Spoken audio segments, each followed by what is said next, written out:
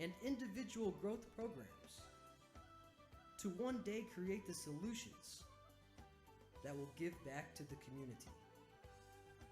With extensive networks, domestic and international, students can easily access and make connections with people all over the world. To take the first step on a lifelong journey, visit our website for more information on applying.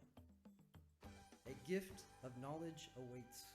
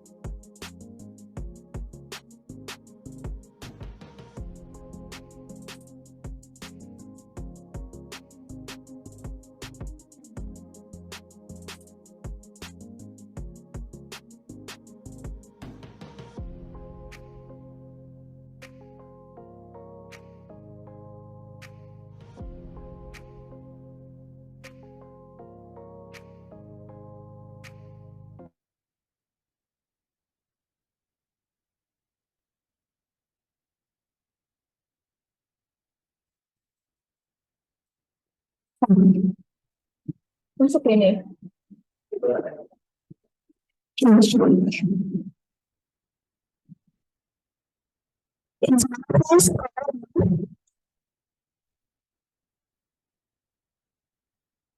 I can't hear you clearly. I think it's on and off or Oh, sorry.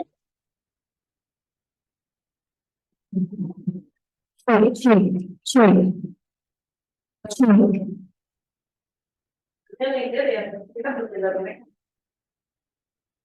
Iya, suara mereka enggak ini.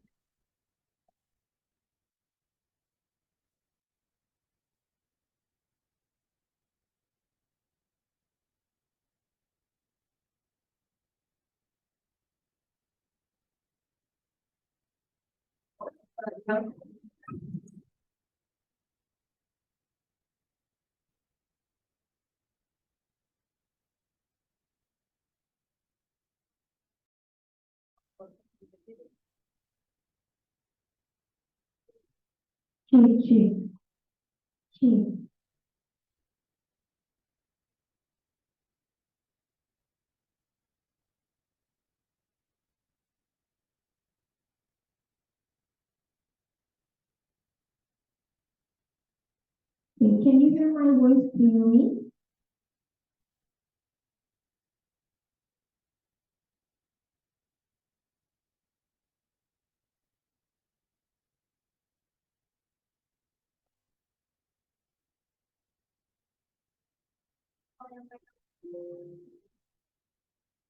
Tapi masih memang belum ada yang terpenuhi.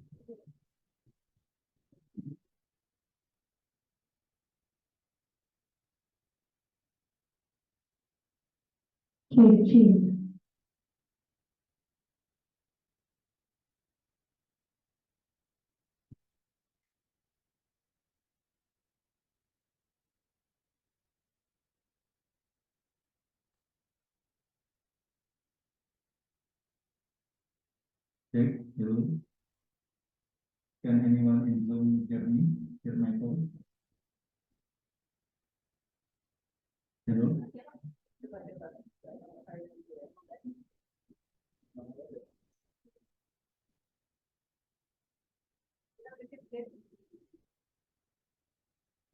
Hello?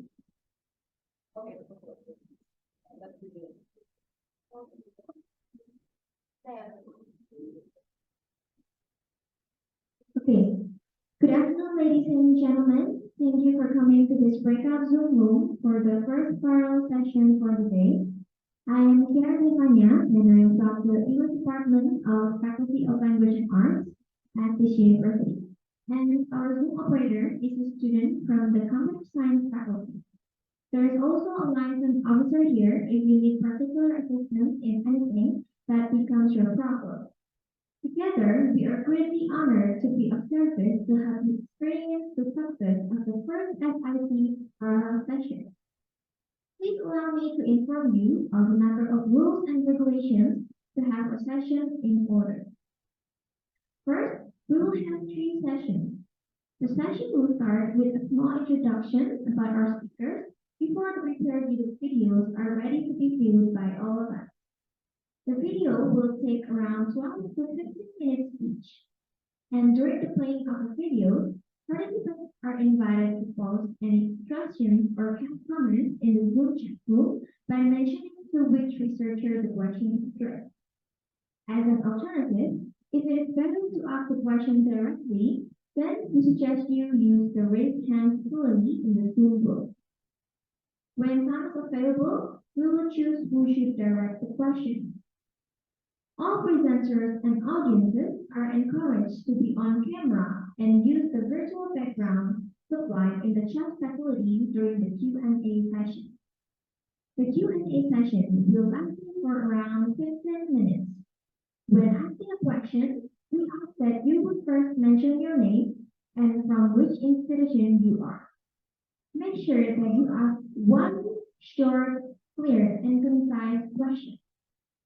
If you think that the question is too long or not clear enough, you may need to cut short your question. So, someone else may use the time to ask some other questions. In case there are no questions from the audience, we will invite our room reactors to react to the presentation by giving suggestions or questions to the researcher. We hope everyone will have a successful presentation and the Q&A will benefit everyone. Dear presenters and audiences, now it is time for our first session of presenters. Ramatun Anggraini Kiemas M.Sc, Adinda Arimbi Saraswati S.Si M.Si, Dr. Fachruddin Rahmat M.Sc to present their research with the title Implementation of Carbon Footprint Calculator in Indonesia. Let me read the first presenter's speech. Ramatun Anggraini M.Sc, Researcher Center for Sustainable Production Systems and Life Cycle Assessment, National Research and Innovation Agency, Magister in Management Information, University of Central England in Birmingham, United Kingdom. Adinda Arimbi Saraswati S.Si M.Si, the Directorate of Continuous Land Recovery and Emergency Response to Hazardous and Toxic Waste and Non-Hazardous and Toxic Materials, Ministry of Environment and Forestry. Dr. Fachruddin Rahmat, M.Sc, Center of Data and Information, National Research and Innovation Agency, S2 Program Studi Ilmu Lingkungan Jurusan Perencanaan Lingkungan, Universitas Indonesia, Jakarta. Are the presenters all here?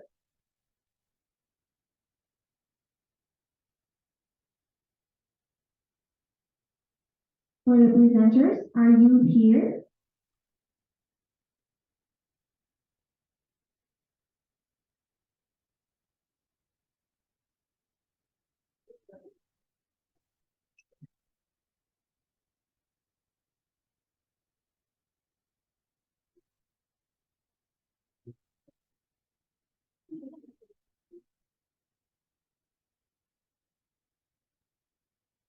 Okay, so we will skip the first presenter. Let's start with the second speaker, Samsul Ma'rif ST, Dr. Fadjar Hari Mardiansjah ST, MBP, Insinyur M Sakdi MM, Yuni Atmojo ST, M.Sc, with the title Regional Development Analysis of Central Java Province based on regional characteristics. Let me read the second presenter's thesis. Samsul Ma'rif is an associate professor at the Department of Urban and Regional Planning, Faculty of Engineering, Universitas Diponegoro, Semarang, Indonesia, and Dr. Fadjar Hari Mardiansjah ST, M.B, is an associate professor for Department Urban and Regional Planning at Universitas Diponegoro in Semarang, Central Java, Indonesia. Are the presenters here?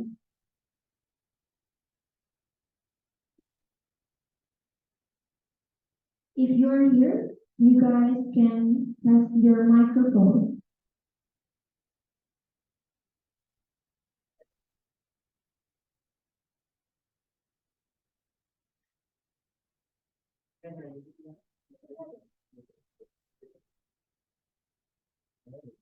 Okay, so we may enjoy viewing the second video presentation.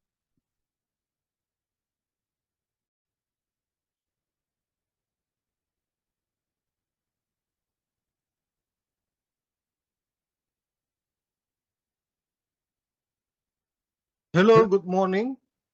I'd like to present our work titled Regional Development Analysis of Central Java Province based on regional characteristics. First of all, I'd like to introduce myself. My name is Fadjar Hari Mardiansjah from Department of Urban and Regional Planning, Universitas Diponegoro in Semarang, Central Java. This research is managed by Samsul Ma'rif, my colleagues at Universitas Diponegoro with me and also with other colleges from Regional Development Planning and Research Agency of the Central Java Province. There are M Sakdi and 3 Yuni Atmojo. Coming to the research background, we argue that one of the main problems in development of Central Java Province is the non-optimal utilization of potential of regions in Central Java according to their characteristic.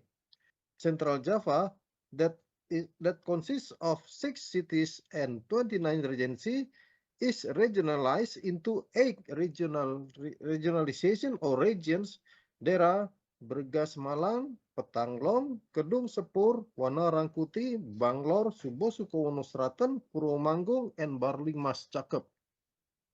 This study aims to analyze the characteristics of the regions in the regionalization of Central Java Province using some regional analysis techniques like development of the Klassen area typology, Williamson index, and sectoral strategic potential location quotient or LQ.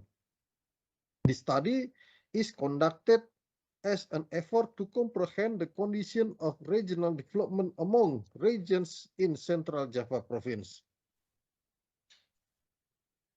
We analyze all of the cities and regencies in Central Java Province by implementing the 3 analysis techniques to comprehend the characteristic of the regions in Central Java Province.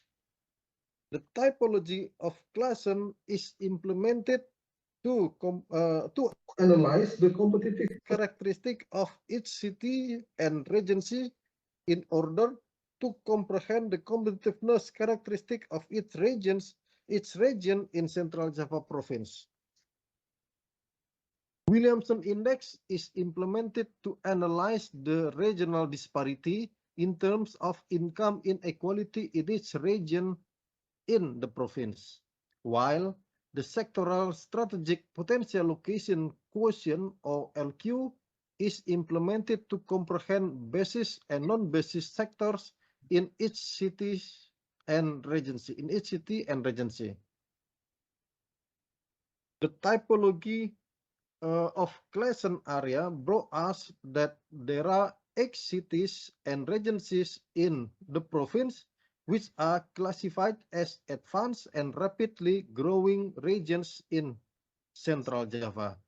The 8 cities and regencies are Semarang City, Surakarta City, Salatiga City, Tegal City, as well as Sukoharjo, Karanganyar, Sragen, and Kendal regencies.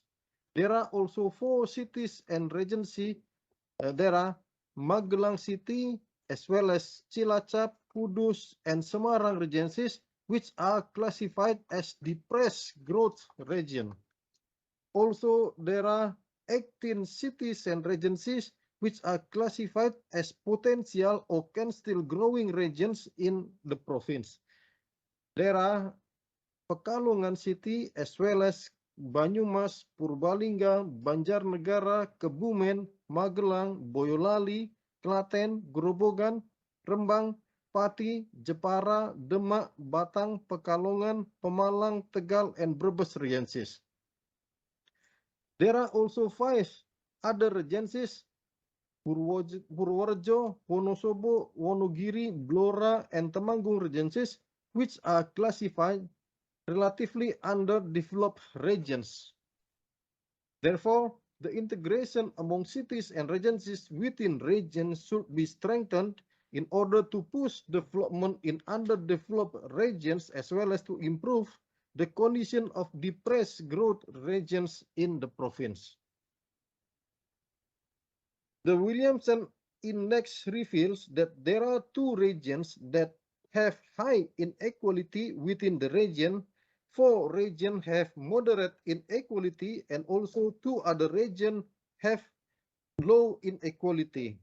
Regions with high inequality are Kedung Sepur and Barling Mas Cakep, while regions with moderate inequality are Subo Sukowono Selatan, Purwomanggung, Bregas Malang, and Wanarakuti. And the regions with low inequality are Petanglong and Banglor region. The location quotient analysis inform us that there are 9 sectors which become the basis sector in each city and region and regency in Central Java Province, in which the basic sectors are agricultural, forestry, and fisheries sector that come from the primary sector, the processing industry that come from the secondary sector, while those that come from the tertiary sectors are water supply, waste management, waste and recycling, the construction sector, wholesale and retail trade sector, provision of accommodation and drink sectors, information and communication, education service, and other sectors. There are 9 sectors which become the basis sectors in many cities and regencies in Central Java. This basic sector could be the backbone of the economic development in Central Java Province, in both fulfilling the needs of the region as well as improving the social welfare of the people in the region. The location of the basis sectors in terms of regencies, in the cities of regencies could be seen in the next slide. There are, and that is the slide 9, slide 8, and also the slide 9. It is interesting that we can see here the processing industry as sector basis are not located in cities but in some particular regencies. There is no cities have basis sectors in the processing industries. This indicate that the location of manufacturing and processes industry has spread to regencies and has not only belong to the cities anymore. In conclusion, we argue that the optimization of development by integrating sectors as well as cities and regencies in every region in Central Java should be implemented in order to improve the quality of regional development by utilizing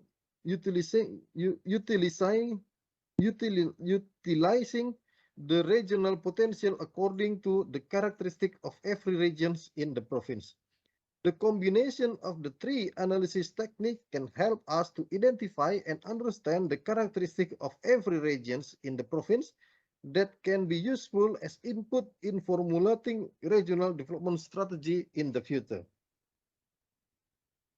Lastly, prior to thank you for your kind attention, I would like to inform you some data resource that we use in this study.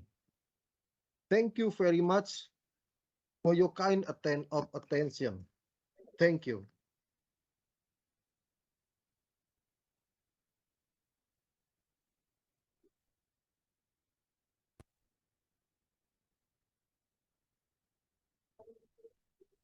Thank you for the fruitful presentation during the second session. Let's now continue with the third presenter with speakers Agung Cahyadi S.A., Dr. Elizabeth Lucky Maretha S.S.A. M.Sc. CPA with the title The Effect of Economic Value Added, Market Value Added, and Carbon Emission Disclosure on Stock Return. Let me read the third presenter speaker.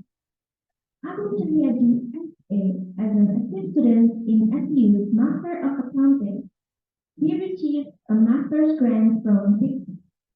Dr. Elizabeth Lucky Maretha, lecturer at the Accounting Study Program for S.Si and S2 Accounting, Faculty of Economics and Business, Ramatun Catholic University.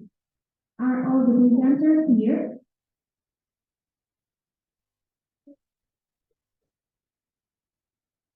If you are here, you can test your microphone.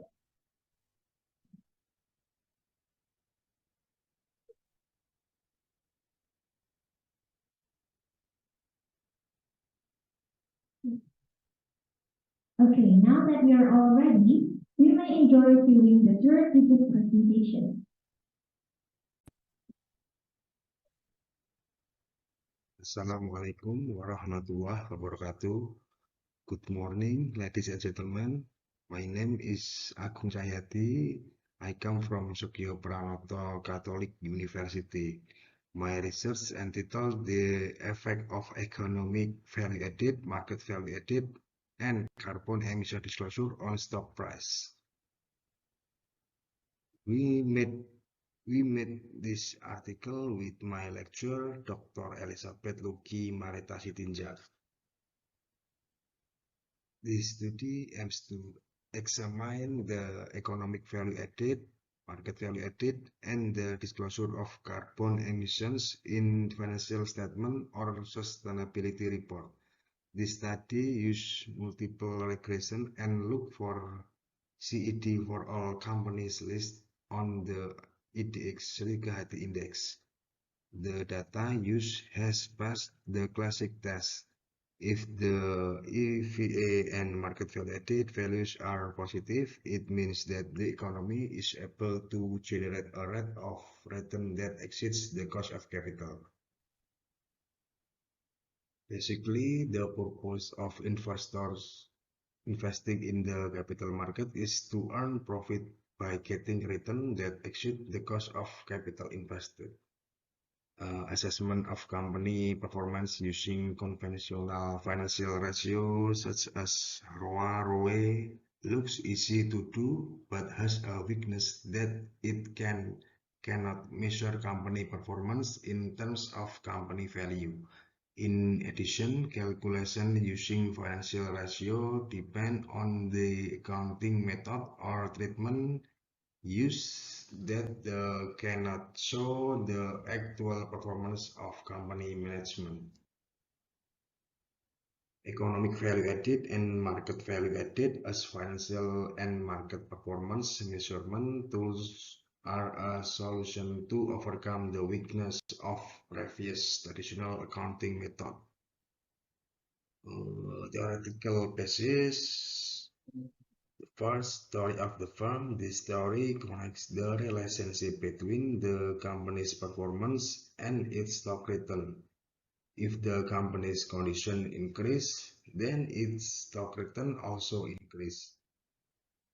Economic value added is a financial management system to measure economic profit in a company, which states that welfare can only be created if the company is able to meet operating costs and cost of capital. Economic value added shows the remaining profit after deducting the cost of capital. Positive economic value added indicates that the company earns a profit because the rate of return exceeds the cost of capital. And market value added is the difference between the market value of the stock and the book value of the stock. High market value added means that the company has been able to maximize shareholder wealth.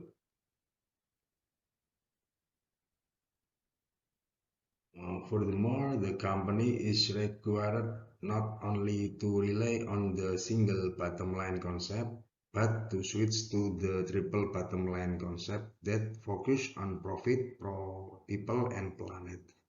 This means that the company does not only focus on profit, but must also participate in the welfare of the surrounding community and actively contribute to environmental conservation.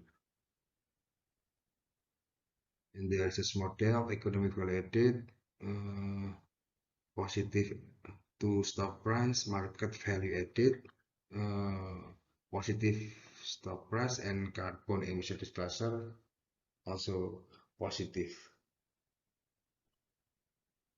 Research method. The study used a sample of companies that are included in the Cahyadi index in a row in 2016 until 2020. So getting a sample of 90 companies. The stock price used is the closing price for the year, variable Y. In formula, calculate economic value added and market value added.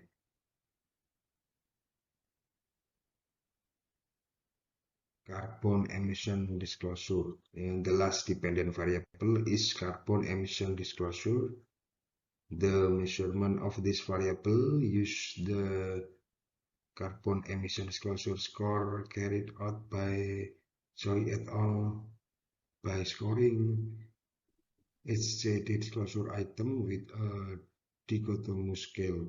Each item is worth 1, so that if the company fully discloses the items in its report, the company's score is 18 and the minimum score is 0. In calculation to determine carbon emission disclosure,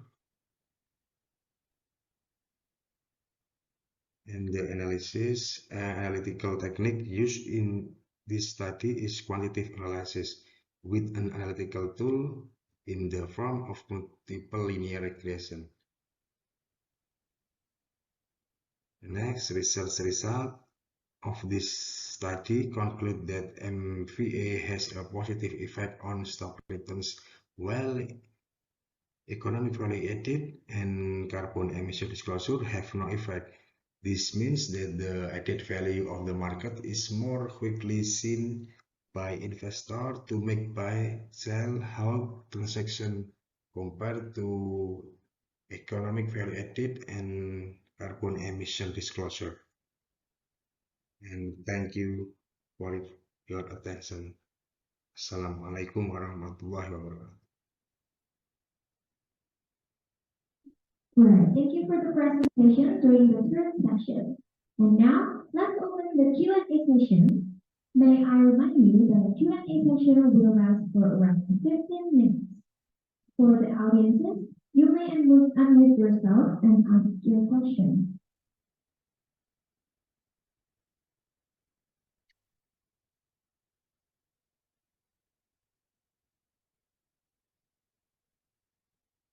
If there are no questions from the audiences, I will give the time to the reactors. Okay. Thank you. Me first, Bulinger. Okay. Can I? Oh, I use this. I use. Okay. Can you hear me? Hello? Okay. I want to ask the verse with. Okay. Pak Samsul Ma'rif, are you there? Pak Samsul? Huh? Or can the committee see the Pak Samsul and a friend? Okay, not here. Okay. I ask my student. Halo Pak. Mana ini committee Anda? Okay. Halo. I think no. Agung, where are you, Agung? Where?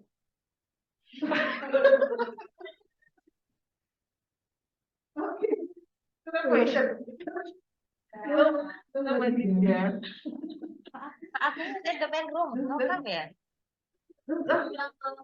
Aku juga dimasukin dong Bernardia Nugraha. Oh, Nugraha nih. teman kamu? Oke, Pak Agung. Halo Pak Agung. Can you hear my voice? Agung. Yes, ma'am. Okay. Agung, I just want ask you about why has the disclosure of carbon emission by companies not been a concern of the investor with your research and observes in your method, right, Pak Agung? Can you explain why disclosure of carbon emission not interest with investor?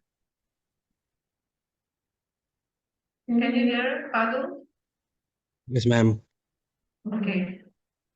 Nah, mungkin suaranya. Yes, ma'am.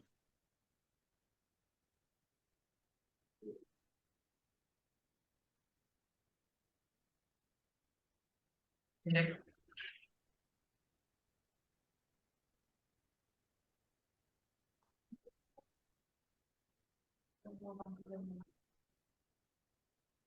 Can you answer, Pak Agung? Maybe. Ma'am. Thank you, Audi. Repeat, ma'am.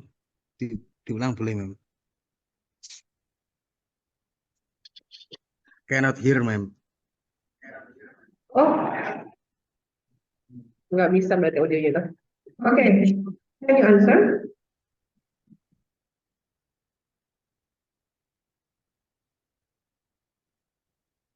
Silakan dijawab Pak Agung. You can talk now.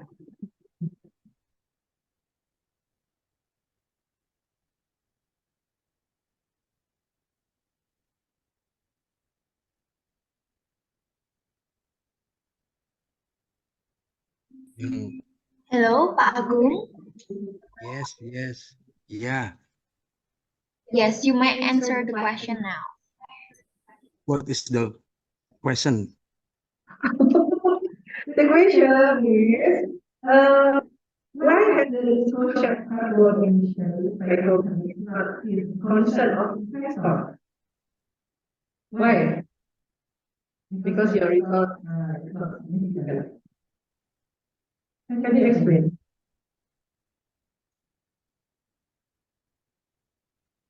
Oh, itu mengapa concern ke investor gitu ya, ma'am? Sorry, ma'am. Yes, yes. Okay.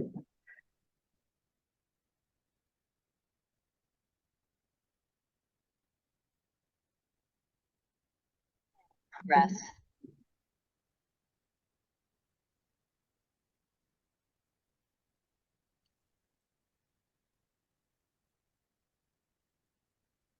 Boleh nggak, ma'am, jawab pakai bahasa Indonesia, ma'am? It's okay. It's okay.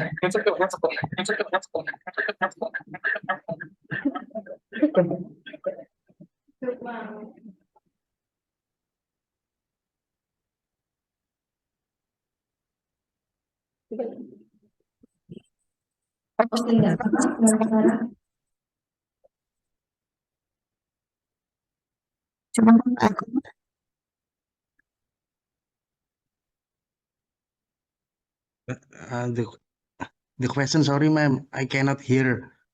Sorry.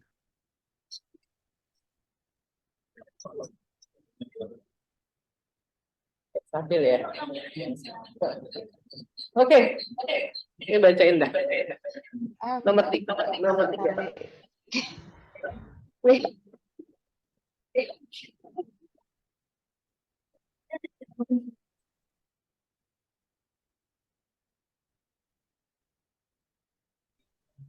Okay, I will repeat the question. Why has the disclosure of carbon emissions by companies not been a concern of investors with the years of research observations conducted?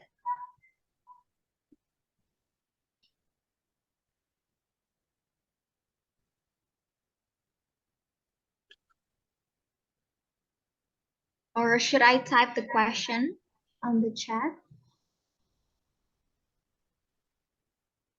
Hello, Pak Agung.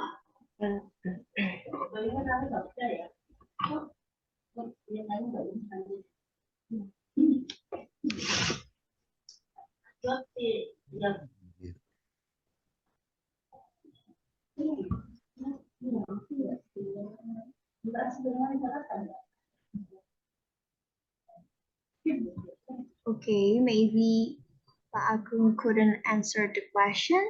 So I think we will continue to the next question.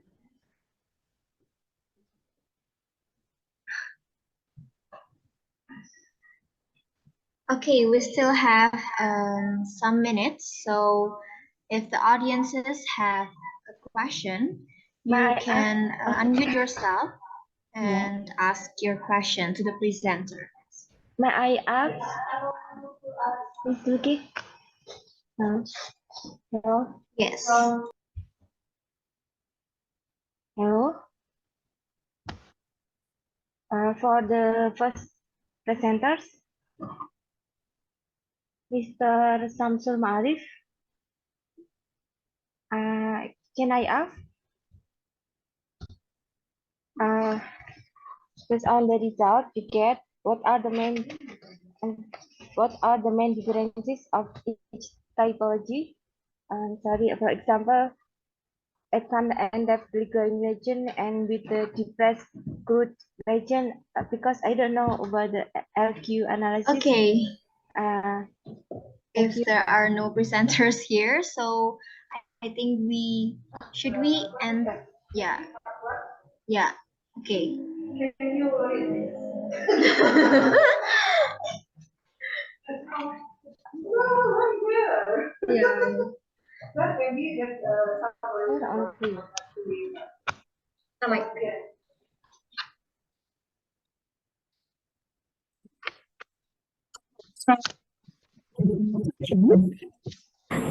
One, research on individual carbon footprints and disclosure of carbon emissions by companies has intensified in recent years. However, this is still a dilemma for the company as a whole. More costs are incurred in order to reduce carbon emissions. Okay.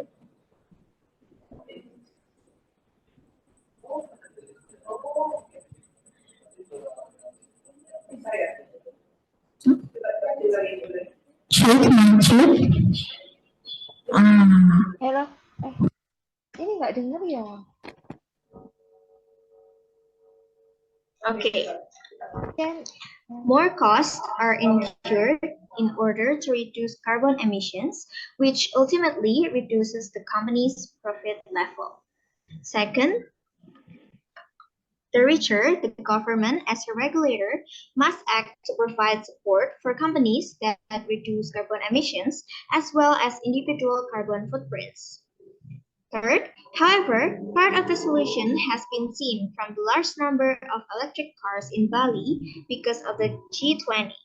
There is a possibility of mass production of electric car in Indonesia.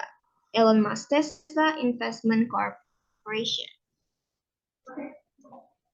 Okay, thank you for the conclusion. And so, thank you the presenters and audience and also the reactors.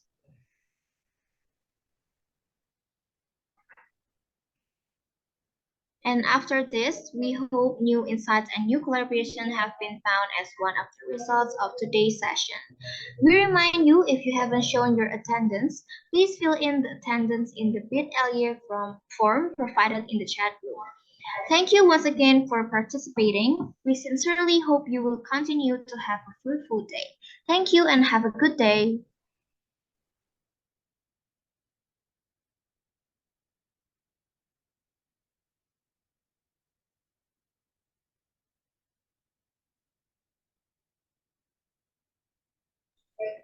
Okay, for the second session, we will start on 14:45.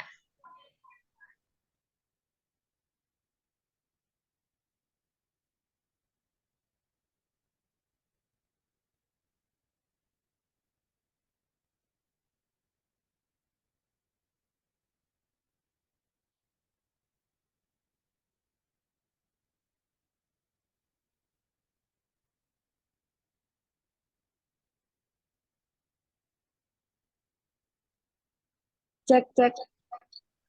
Okay.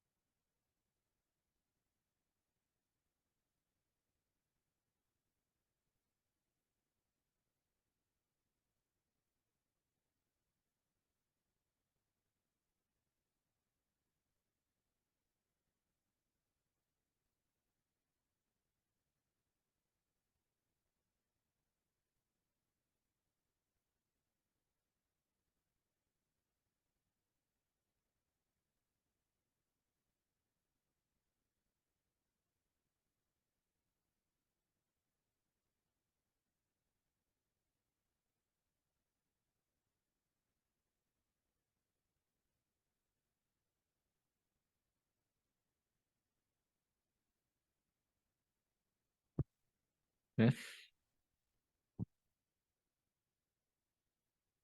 Halo, tes.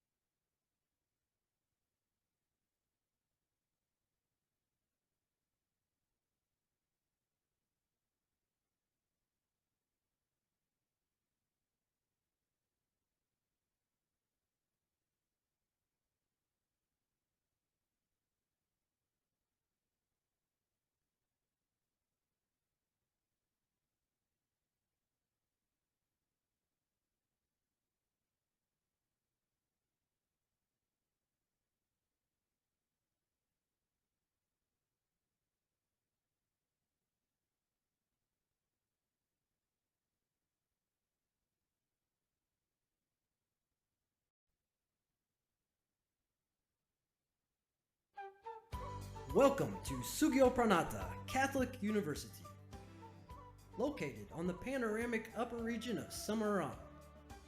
Sugyo Pranata Catholic University is a safe and cool climate where students can learn, laugh, and grow together. A hub of progressive academics, enduring friendships, and a learning center that combines tradition with progress. It's the passion of the student body, educators, and administrators that makes Sugyo Pranata Catholic University truly unique. Founded in 1982, Sugyo Pranata Catholic University's undergrad and master's programs center on the three dharmas of higher education, which are education, research, and community service. Sugyo Pranata Catholic University combines the Christian values of compassion, justice, and honesty, the rigor of modern scientific research, and individual growth programs to one day create the solutions that will give back to the community. With extensive networks, domestic and international, students can easily access and make connections with people all over the world. To take the first step on a lifelong journey, visit our website for more information on applying. A gift of knowledge awaits.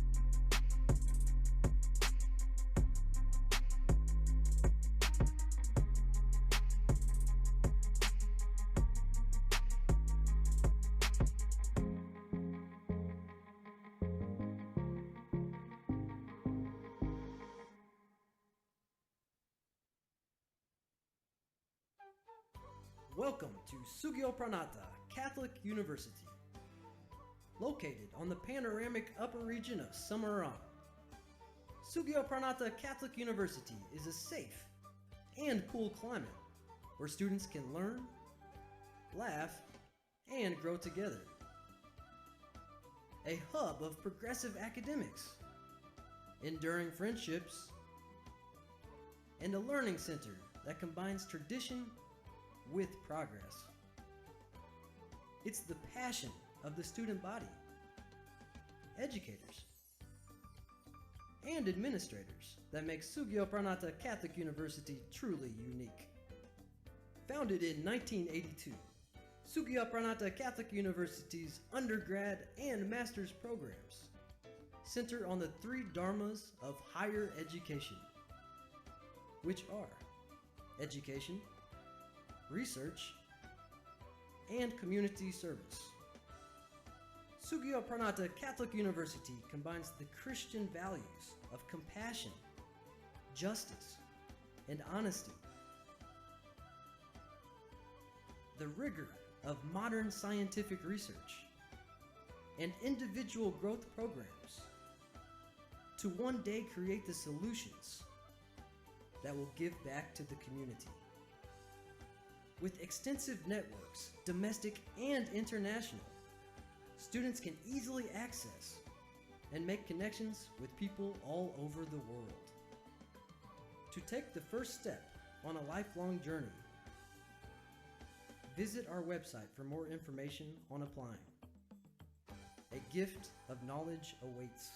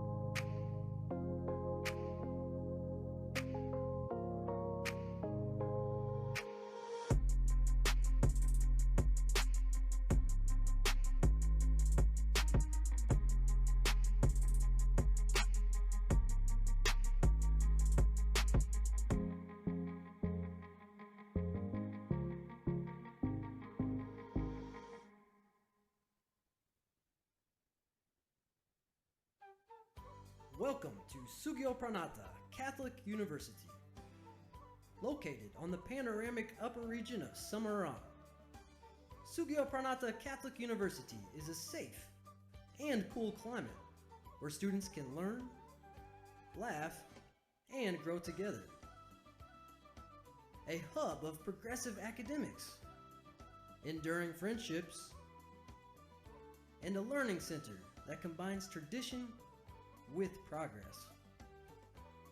It's the passion of the student body, educators, and administrators that makes Sugio Pranata Catholic University truly unique. Founded in 1982, Sugio Pranata Catholic University's undergrad and master's programs center on the three dharmas of higher education, which are education, research, and community service.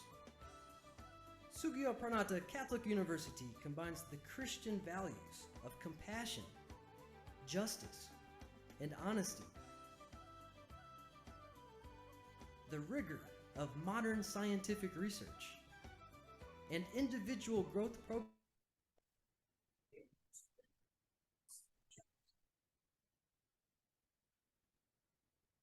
Okay, dear presenters and audiences, let's now continue with the second session. The first speakers are Stephanie Ipsika Clara Ayu Pratami, Stefana Diah Ayu Ratnaningsih S.A. M.Sc. C.A. C.P.A. with the title Socio-Demographic Factors Impact on 6 Primary Corporate Social Responsibility.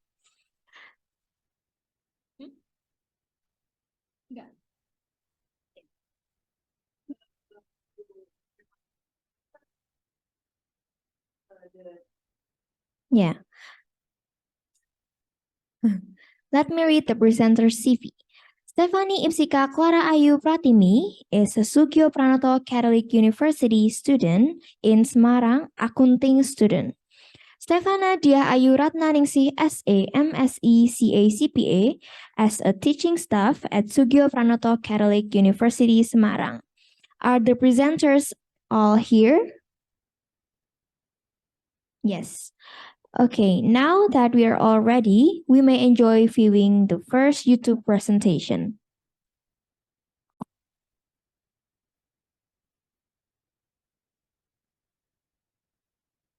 Hello everyone. First of all, let me introduce myself. My name is Stephanie Iska Clara Pratami, a student from Skio Pranoto Catholic University.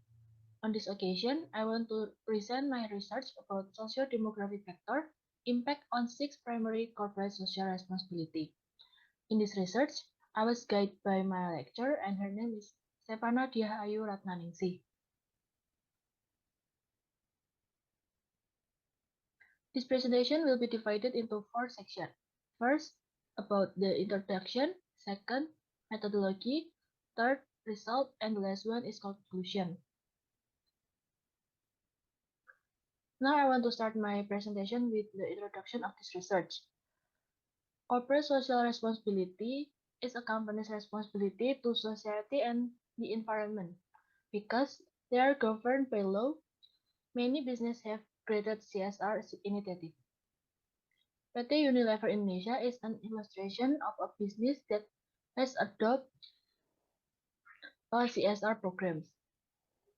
Its programs promote to use of soap for hand washing, oral health awareness with the product namely Pepsodent, and traditional food preservation with the product namely Bango. However, there are still a lot of issues from Indonesian CSR implementation that are present in this application, including the uneven program impact at all societal levels. Additionally, the company's understanding of and dedication to implementing CSR are still poor and frequently just serve the interests of a select few. And frequently, CSR is seen as a burden for the business or is just employed as a pretext or justification for the business to receive a specific benefit. Well, CSR refers to a company's social and environmental responsibilities. Because of that, the purpose of this study was to ascertain how socio-demographic character affect to the 6 primary corporate social responsibility. In this section, I will explain about previous studies that examine topics similar to this research. The first is a study that inquired in 2020 by Al-Mutal and Hewaldi, which found the male student place a greater emphasis on economic responsibility than female student, and that final year students place a greater emphasis on ethical responsibility. And compared to students who do not work, those with work experience are more concerned with the stewardship principle, and compared to students who work, students who do not work are more concerned with ethical responsibility. The second is a study that was done in Singapore in 2006 by Tan and Komaran, who looked at a related subject. According to the study's findings, men students place a greater emphasis on economic responsibility than a female student. The third is a 2009 study by Ramatun and Young that looked at the related topic in China and found that gender had a substantial impact on consumers' perception of company environmental responsibility. And the final one is a study from Sulistiono in 2020 that looked at a related subject in Indonesia and found that students with varying levels of education had various perspective of corporate social responsibility. In this research, used stakeholder theory and excellent theory. Stakeholder theory is used to explain the variable of the 6 primary corporate social responsibility, which is economic responsibility, legal responsibility, ethical responsibility, stewardship principle, company-employee relationship, and environmental responsibility. And the excellent theory is used to explain variable of socio-demographic factors, which is gender, academic phase, and work experience. The model for this research is shown below. I will look at how gender, academic phase, and work experience affect each of 6 primary corporate social responsibility individually. Next, I will explain about the method that used in research. This research used a survey method with data acquisition regarding to accounting student in Semarang City. And the sampling method that used in this research is simple random sampling method. And the data analysis technique used in this research is partial least square. Next is the result section. The data that has been obtained are many as 239 accounting students in Semarang City. The result of collecting data on the characteristic of respondents based on gender were dominated by women, which is 161 respondents. Academic phase were dominated by accounting student class of 2022, which 87 respondents, and work experience were dominated by students do not work, which 186 respondents. The following tables findings indicate that students had positive perception of the six primary corporate social responsibility, which range from economic responsibility to environmental responsibility. However, when we examine the outcomes of the partial least square testing, the first factor, namely gender, has no impact on student perception of the 6 elements. And the second variable, academic base, not all of them have an impact on how students perceive their economic responsibility, legal responsibility, and company-employee relationship. And the third variable, likewise, has no impact on student perception of the 6 primary corporate social responsibility. The last section is the conclusion of this research. The academic base has an impact on student perception of the 6 primary corporate social responsibility. This demonstrates how learning from each university has a significant impact on how accounting students understand and perception of the 6 primary corporate social responsibility. That's all from me. Thank you.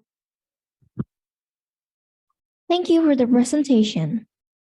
Let's now continue with the last presenter with speakers Sukruf Novandaya, Holy Binawijaya, Sri Hestiningsih Wiwin Widyastuti with the title Institutions Role in MSME Cluster Scaling Up, Case of Jawa Tengah Province, Indonesia.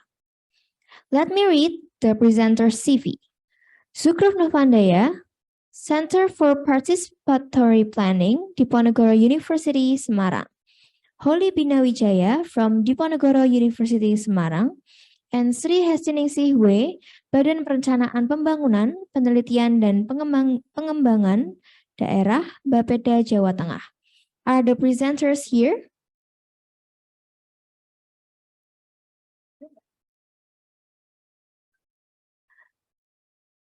Okay, so I will give the time to the presenter, Sukruf Novandaya. You may unmute yourself.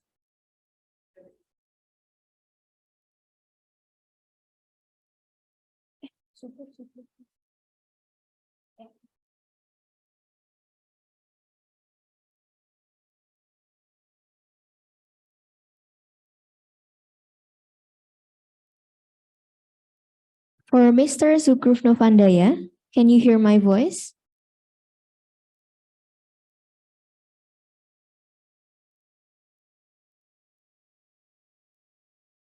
You may unmute yourself.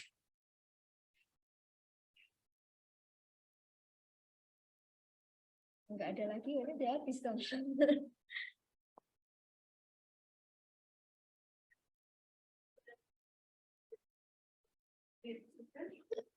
Iya, bukan institutions role in MSMA.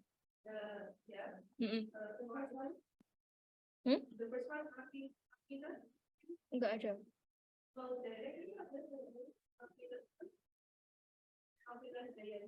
Tadi soalnya orangnya kesini, terus bilang nggak jadi present gitu. Nggak tahu ya. Halo. Ya? Saya nggak jadi present, Bu. Iya. Iya. I'm not present my paper because I'm not ready to make PPT. I'm so sorry. Yeah, right. Thank Okay, you. yeah. Thank you.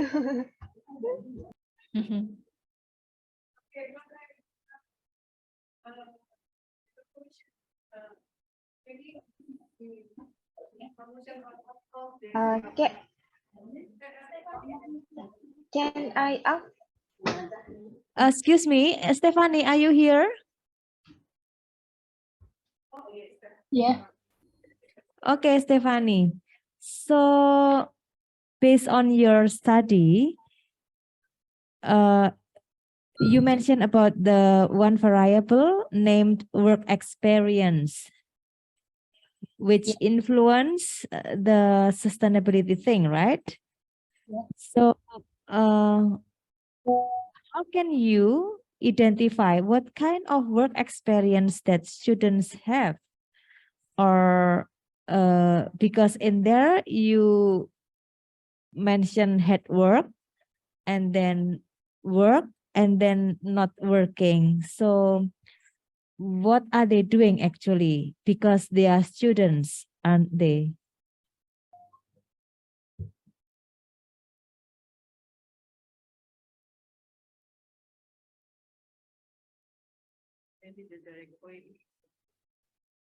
So what are they doing? I mean, because they are students and they are also working. What are their job probably? What are they doing for working?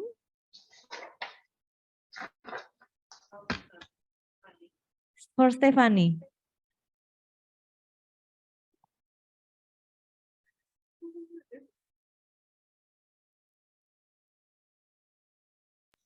Okay, for Stephanie, you may answer.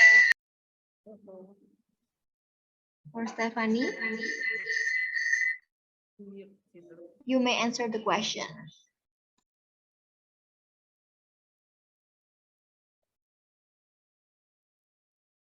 Can you connect yourself to the network, Stephanie?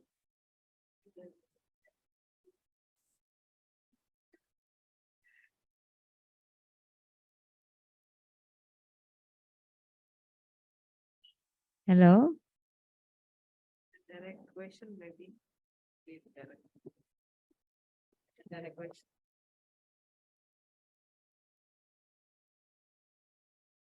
Or you don't understand what I'm asking about, probably?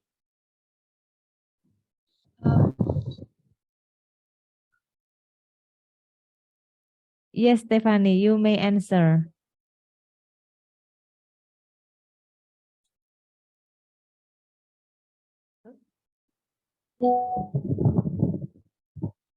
Apa suaranya?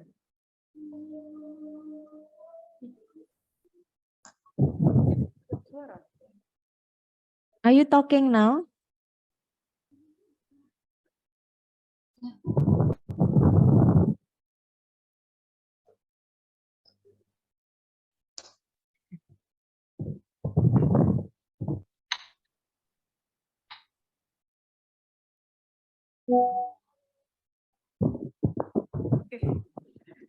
Okay, Stephanie, can you open your webcam? We want to see your face. Stephanie? Hello?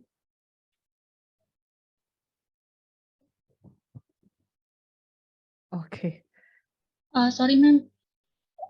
My signal. Signal?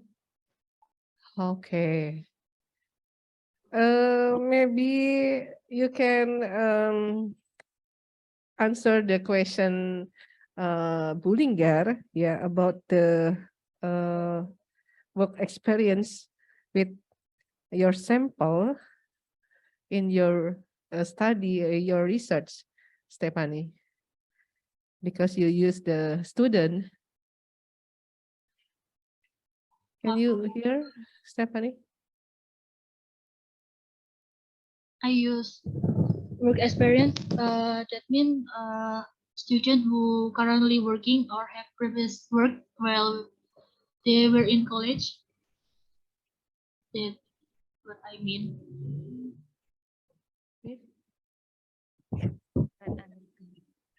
Okay. So probably another question, Stephanie. So you are using random sampling, aren't you? Yeah, random sampling. Yeah, Is it random sampling or purposive sampling? random sampling. All right, because if random sampling, you can choose anyone, such as someone from the market or someone from a company, but you are using people from university. Isn't that supposed to be students? It's not really random, actually, in my opinion.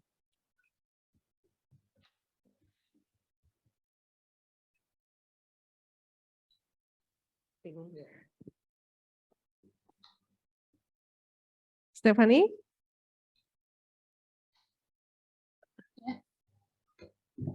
Can you answer? Explain. In my research, I want to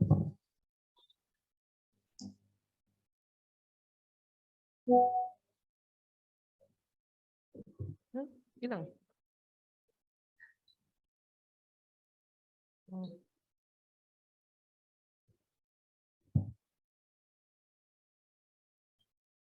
Hello, we cannot hear you, Stephanie.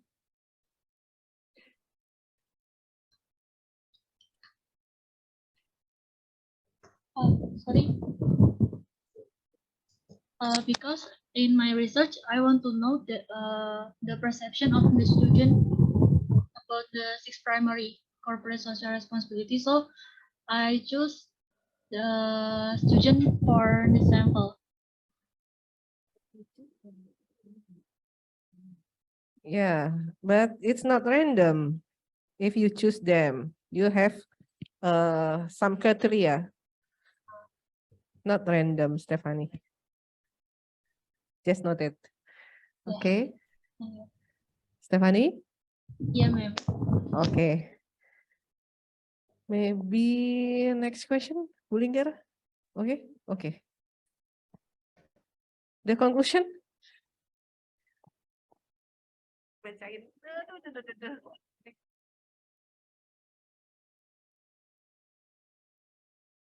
Okay, I will read the conclusion. Investments with green portfolios and funding through village financial institution for rural communities. Sorry. Oh, sorry. Excuse me. Hello. Okay. Mr. Zukro. Yeah. He prepared his presentation, but he can to the Zoom, can get to the Zoom. Tidak bisa masuk ke Zoom tuh, Bu. Mr. Zukro. For the last presenter. Last presenter. Dia tidak bisa masuk ke ini, ke kelas yang the last presenter. Okay, can you give me the name of the last presenter so that we can add it here?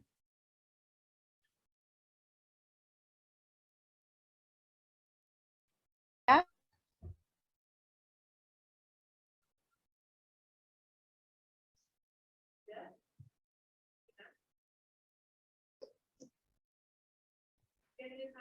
Yes, The title type is his or her institution. name. Ada ini kan, terus invite gitu. Coba. Oh, di sini di Zoom-nya. So, mau dia Yes, you can type his or her name in the chat room. Jadi chatroom yang tadi itu namanya terus masuk ke room berapa? Halo, belum bisa masuk. Oh, sudah bisa masuk. Iya, baik. Namanya siapa ya? Supaya berarti bisa kami tambahkan.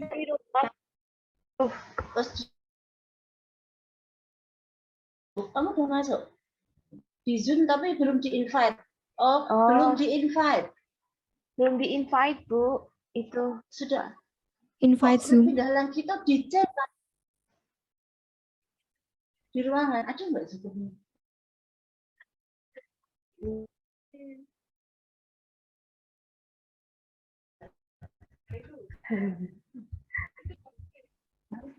Baik, Apakah sudah? nama apa? Nggak. Halo. Sudah itu. Sudah Set masuk. N. Set N itu. Ini ya? Ya.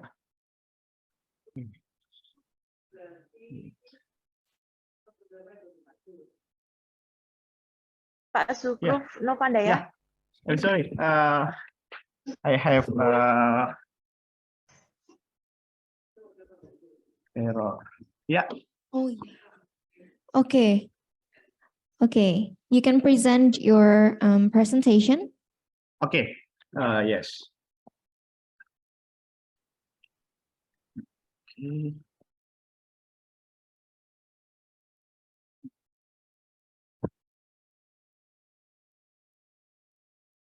Do you need the screen sharing access?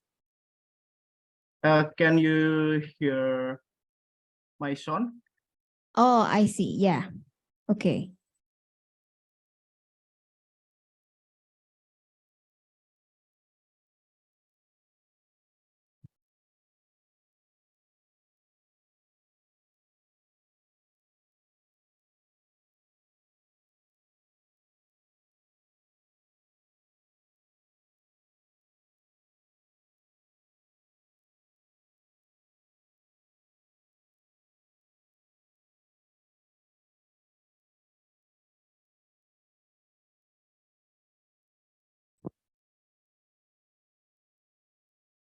Sorry, we cannot hear the sound of your video.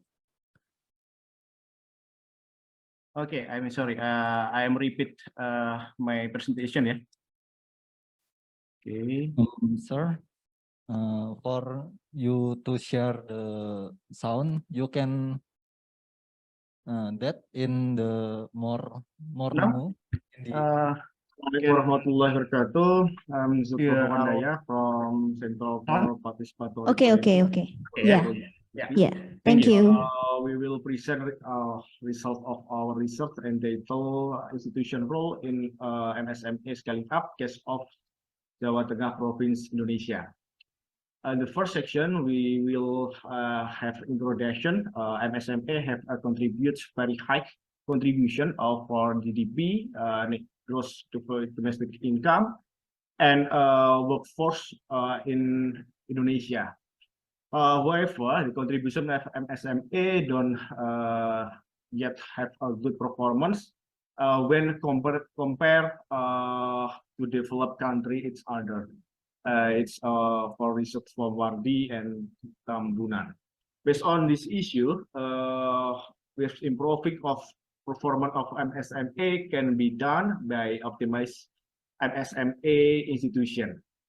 From the institution are not able for two key variable, and the first key is management, internal and external management. It is a research from forecast 2019.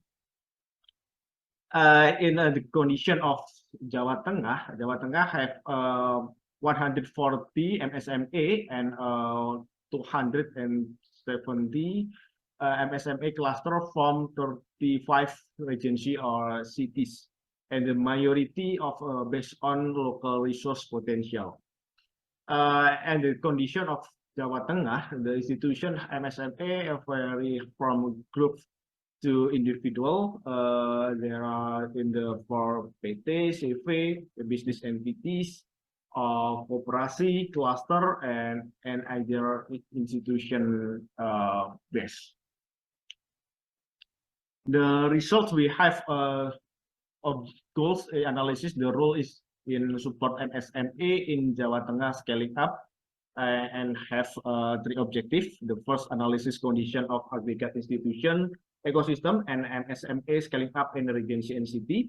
And the second, analysis on the role of institution based on external and internal management to support MSME scaling up. And the third, conclusion and recommendation. And the second section is literature institution role in MSME scaling up. We know about MSME divided to keyword. The first keyword is business capital classification. It is up to 10 billion rupiah, and annual sales process in MSME in Indonesia regulation is up to 15 billion rupiah. Institution have a process rule of pro, a value human, and this is in entity development for this research.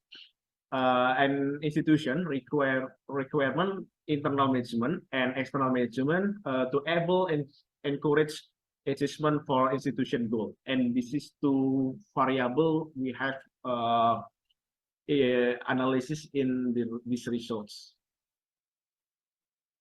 And the first section of internal management, we know about from several and from some literature, we know activity of the institution, association, institution management, and technology innovation is a third variable for internal institution support for MSME scaling up. And the second variable is external management.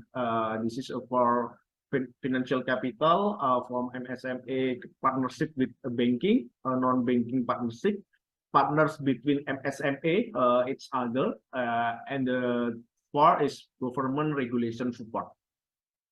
From this literature, we know about research methodology. We can see based on diagram, we have two variable, internal and external management, and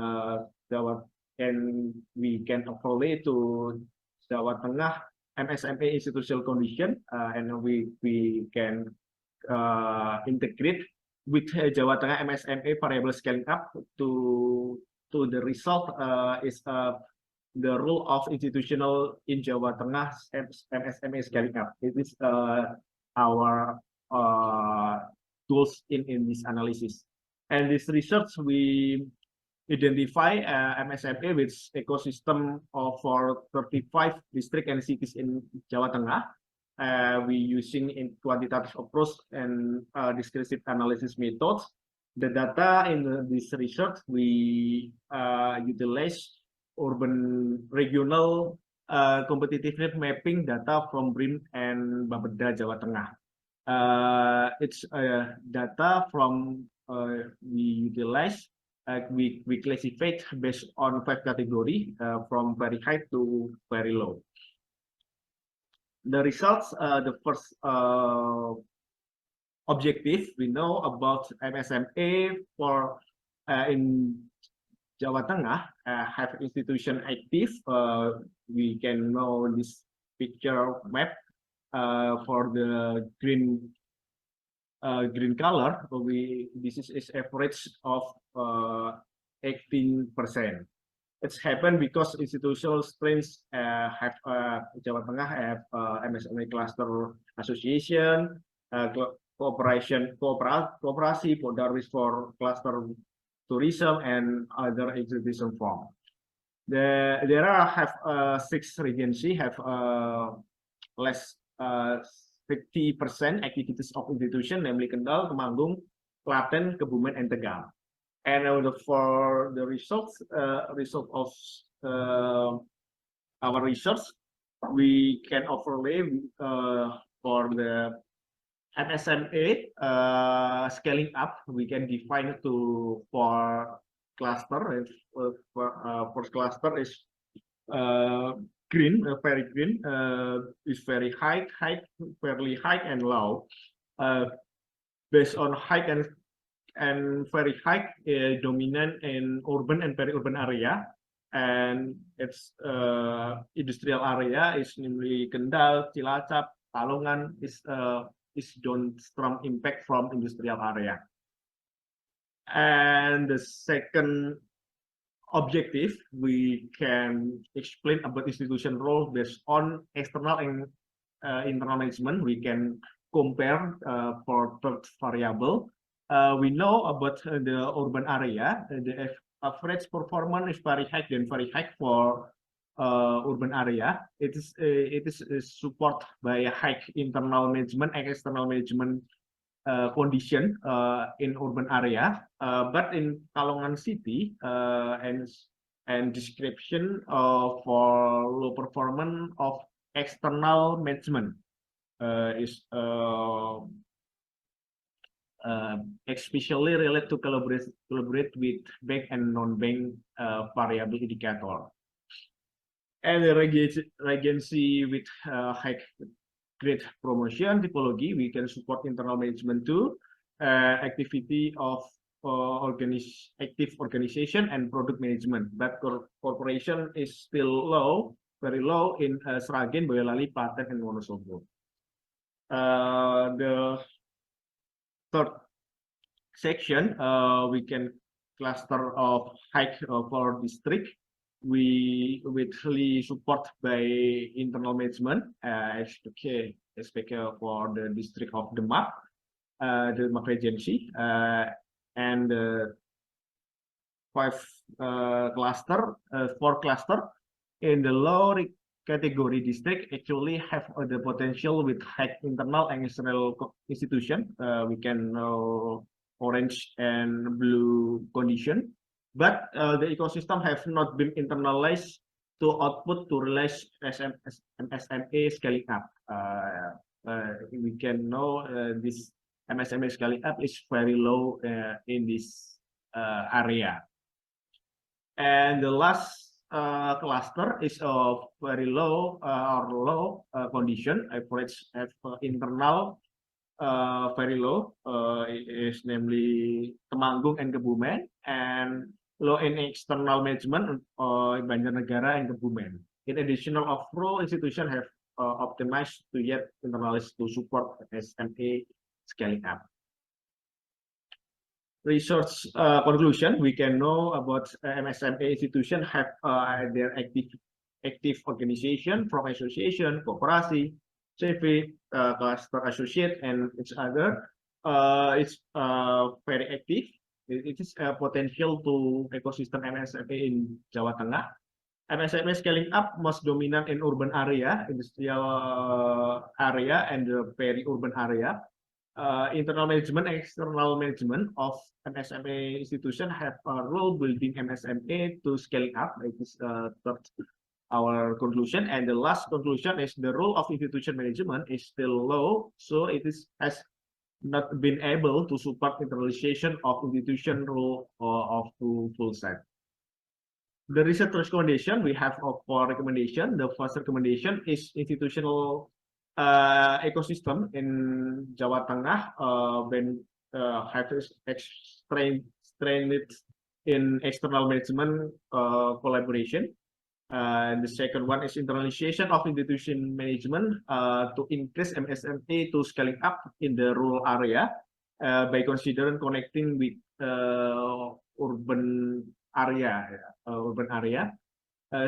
training the role of business based on MSMA institution to strengthen collaboration between MSMA and each other is our third recommendation, and the last recommendation is for the future research is based on the size of output, level of class, namely increase production scale, increase in the workforce, and increase annual income. Thank you for your attention. Right. Thank you for your presentation. And for now, we will give the time to the reactors to give some comments or questions.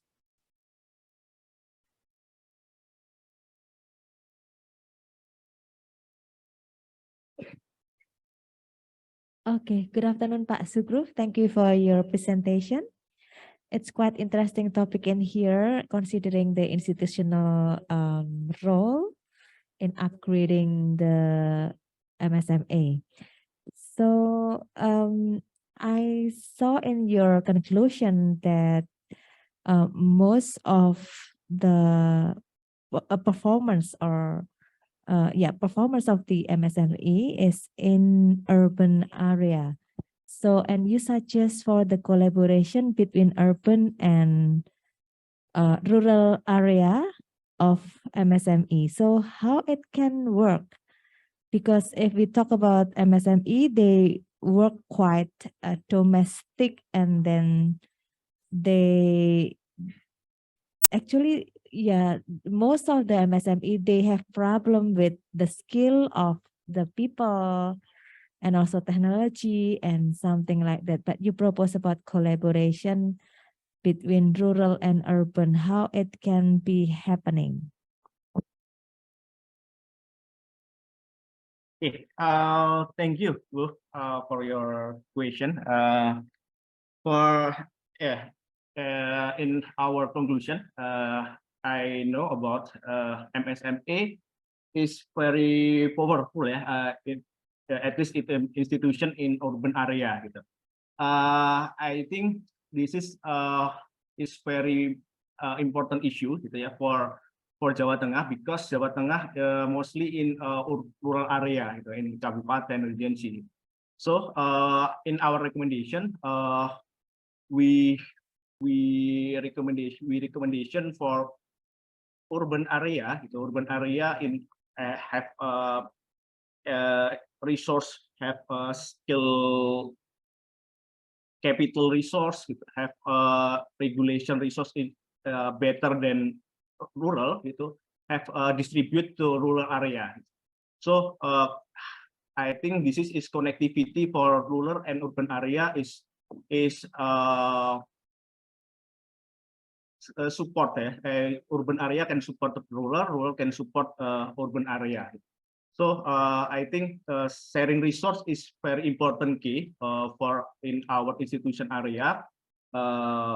How to internal capital in rural area flow can support from urban area. I think this is collaboration is very important in MSMA gitu, in our resource.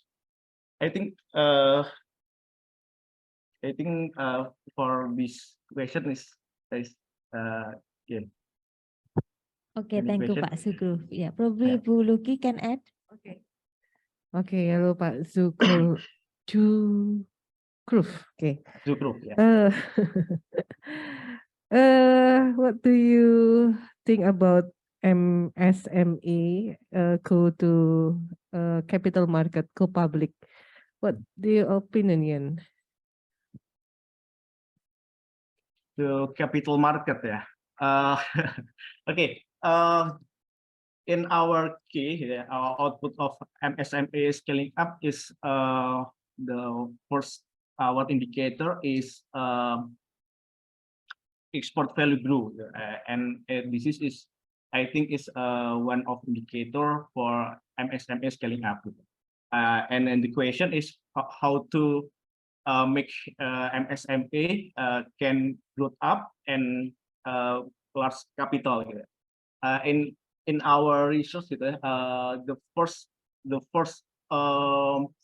urgency for the problem MSME for the solve for the capital is first is institution, because institution is important for make sure this MSME can professional for the business area. It is first why institution is the first time to capital growth, and the second time is we can upgrade the capital of resource SDM in Indonesia. The first is SDM and innovation. Innovation is one of my indicator in internal management, because innovation is very important for the globalization and VUCA in the global, and I think this is very important to make sure institution, capital resource, and especially SDM, and the third is innovation of the institutional and MSME. I think itu Bu Laki. Okay, thank you. Yeah. Thank you, Pak Zulkif.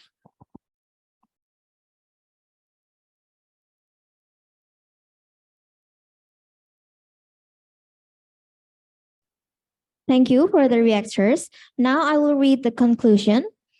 All the areas that we discussed, both from local bean production, CSR, MSMA, accountants, have the hope that it will continue to grow, be sustainable, and have a positive impact on the environment and society. Okay, so thank you for the participation on the second session. And for the third session, it will start on 15:44. So thank you and have a good day.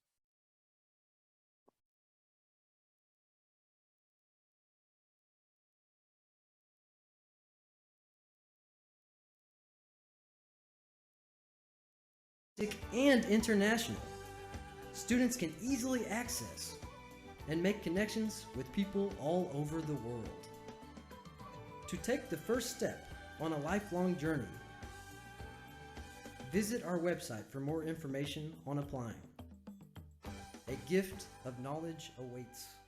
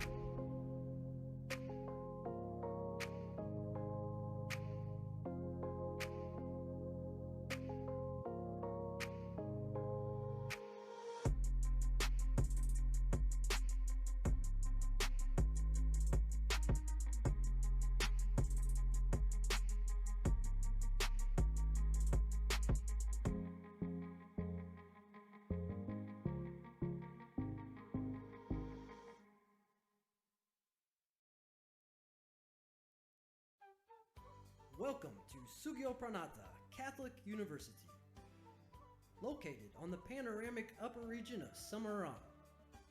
Sugio Pranata Catholic University is a safe and cool climate where students can learn, laugh, and grow together. A hub of progressive academics, enduring friendships, and a learning center that combines tradition with progress. It's the passion of the student body, educators, and administrators that make Sugio Pranata Catholic University truly unique. Founded in 1982, Sugio Pranata Catholic University's undergrad and master's programs center on the three dharmas of higher education, which are education, research, and community service. Sugio Pranata Catholic University combines the Christian values of compassion, justice, and honesty the rigor of modern scientific research, and individual growth programs to one day create the solutions that will give back to the community. With extensive networks, domestic and international, students can easily access and make connections with people all over the world. To take the first step on a lifelong journey, visit our website for more information on applying. A gift of knowledge awaits.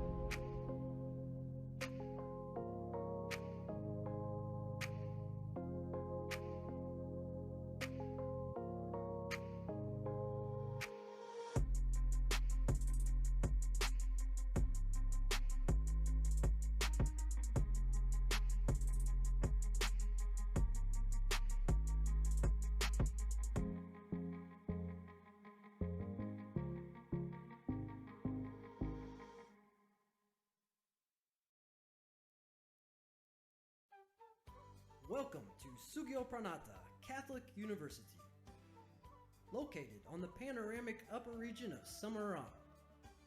Sugio Pranata Catholic University is a safe and cool climate where students can learn, laugh, and grow together.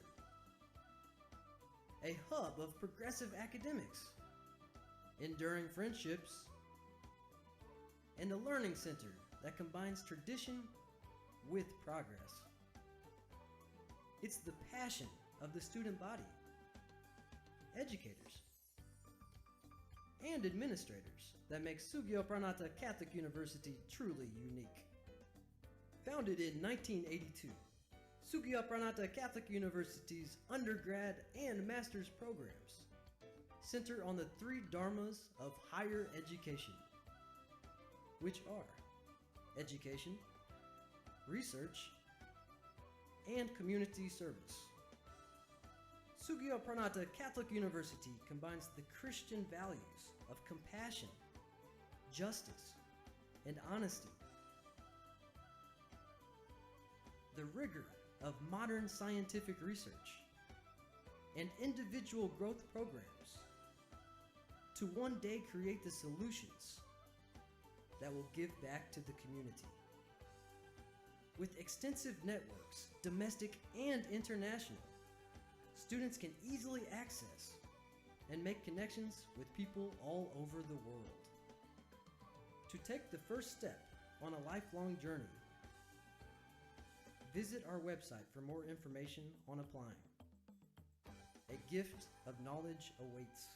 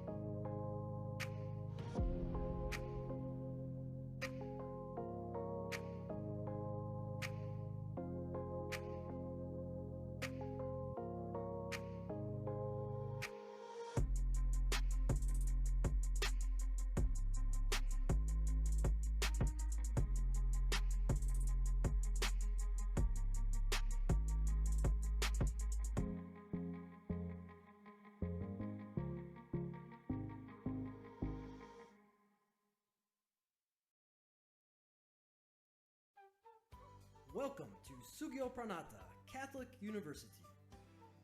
Located on Catholic University is a safe and cool climate where students can learn, laugh, and grow together. A hub of progressive academics, enduring friendships, and a learning center that combines tradition with progress. It's the passion of the student body, educators, and administrators that make Sugio Pranata Catholic University truly unique. Founded in 1982, Sugio Pranata Catholic University's undergrad and master's programs center on the three dharmas of higher education, which are education, research, and community service. Sugio Pranata Catholic University combines the Christian values of compassion, justice, and honesty, the rigor of modern scientific research, and individual growth programs to one day create the solutions that will give back to the community. With extensive networks, domestic and international, students can easily access and make connections with people all over the world. To take the first step on a lifelong journey, visit our website for more information on applying. A gift of knowledge awaits.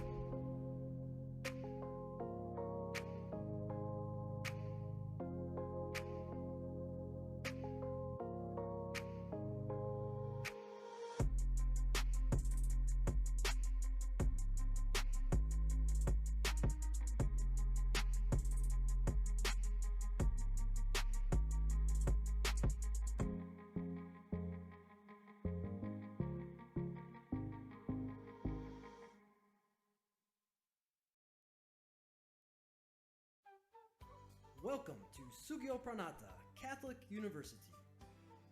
Located on the panoramic upper region of Semarang, Sugio Pranata Catholic University is a safe and cool climate where students can learn, laugh, and grow together. A hub of progressive academics, enduring friendships, and a learning center that combines tradition with progress. It's the passion of the student body, educators, and administrators that make Sugio Pranata Catholic University truly unique.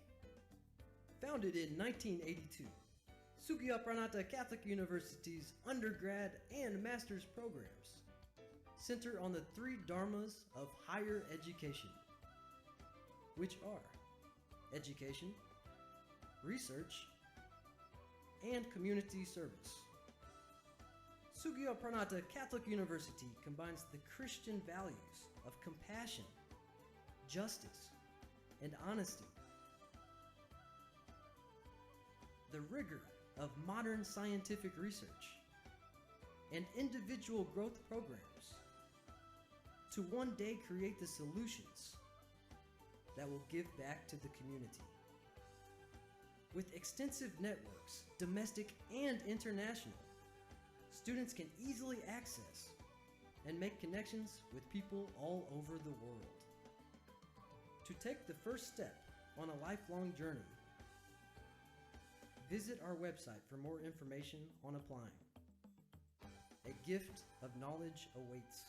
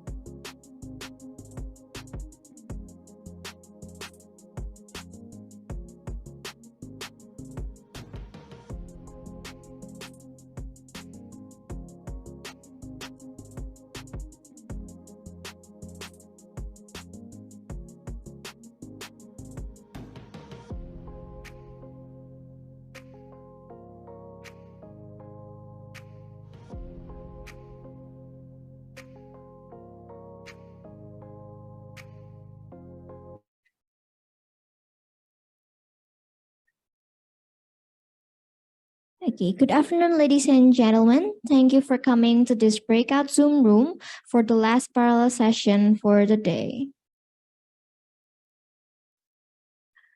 Dear presenters and audiences, now it is the time to our first session of researchers to present their research with speakers Riris Angelisita, Dr. Elizabeth Lucky Maretha Sitinjak S.A. M.Sc CPA with the title Stand-Alone Return and Trainer Portfolio Performance, Liquidity, Solvency, and Profitability. Let us watch the video presentation.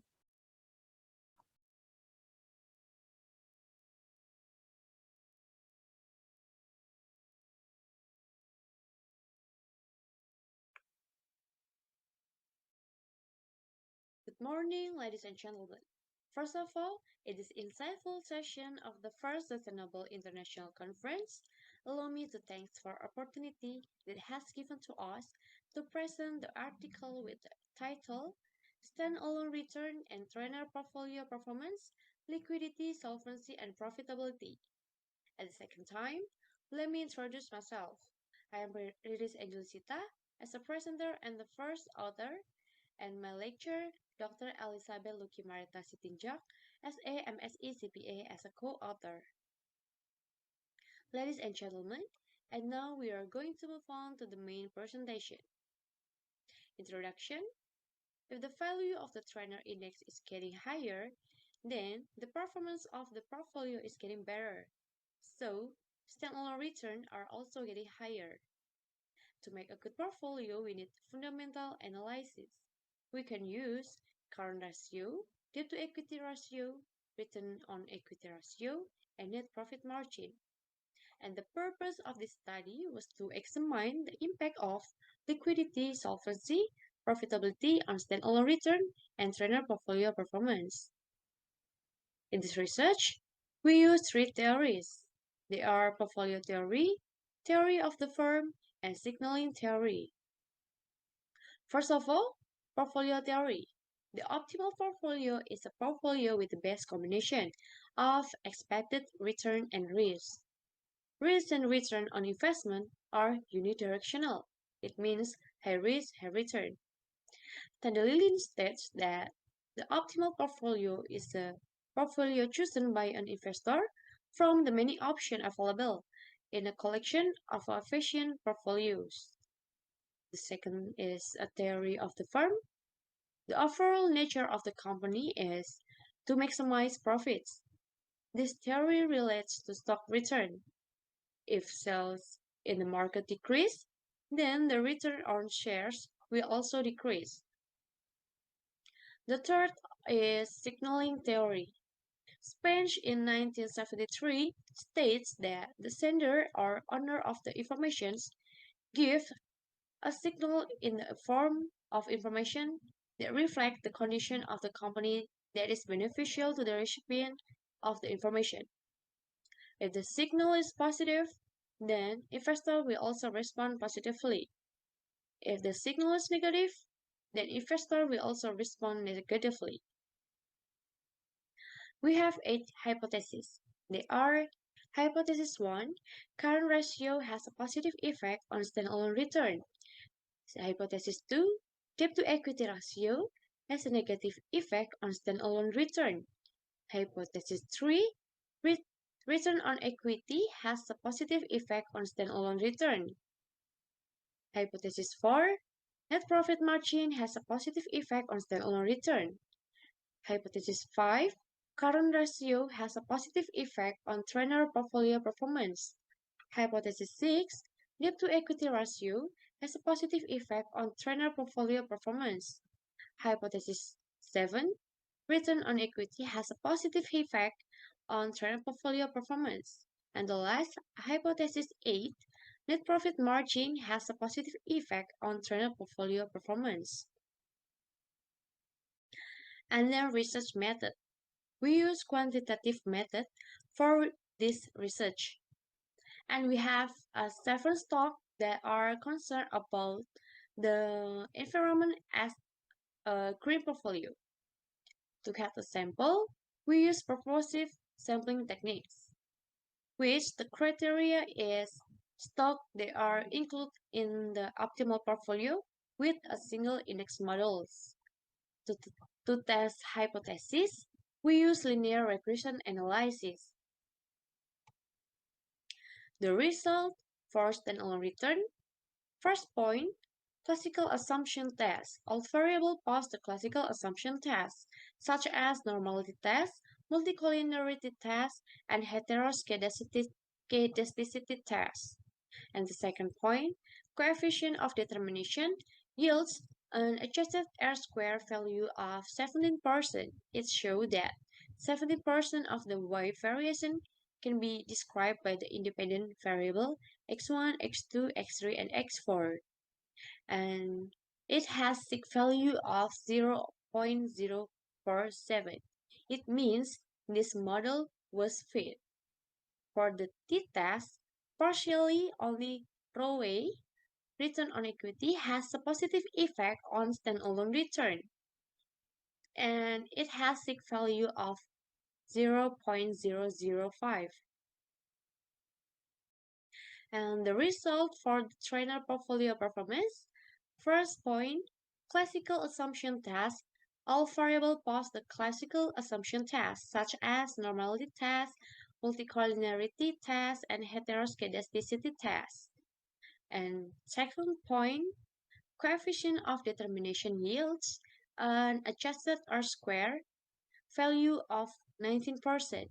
It shows that 19% of the Y variation can be described by the independent variable x1, x2, x3, and x4, and it has sig value of 0.034.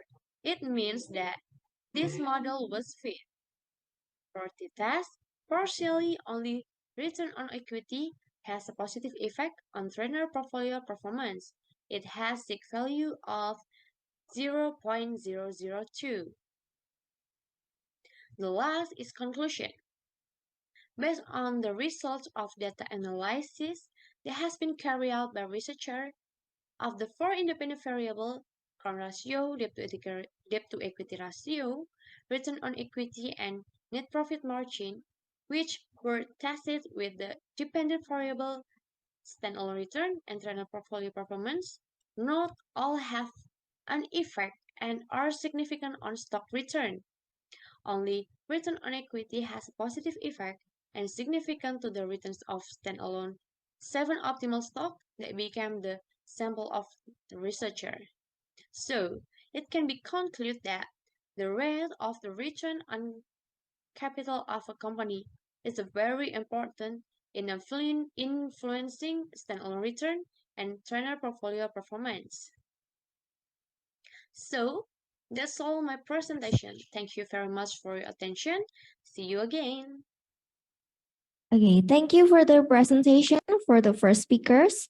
And let us now continue with the second speakers, Esther Mulyani Simajunta and Dr. Elizabeth Laki Maretha Sitinja S.A. M.Sc CPA with the title Stand Alone, Risk and Return, Solvability and Profitability. And for the second presenter, CV, Esther Mulyani Simanjunta is final year student at Sugio Pranoto Catholic University. And Dr. Elizabeth Laki Maretha Sitinja S.A. M.Sc CPA is active in research and community service. So let us enjoy viewing the second YouTube presentation.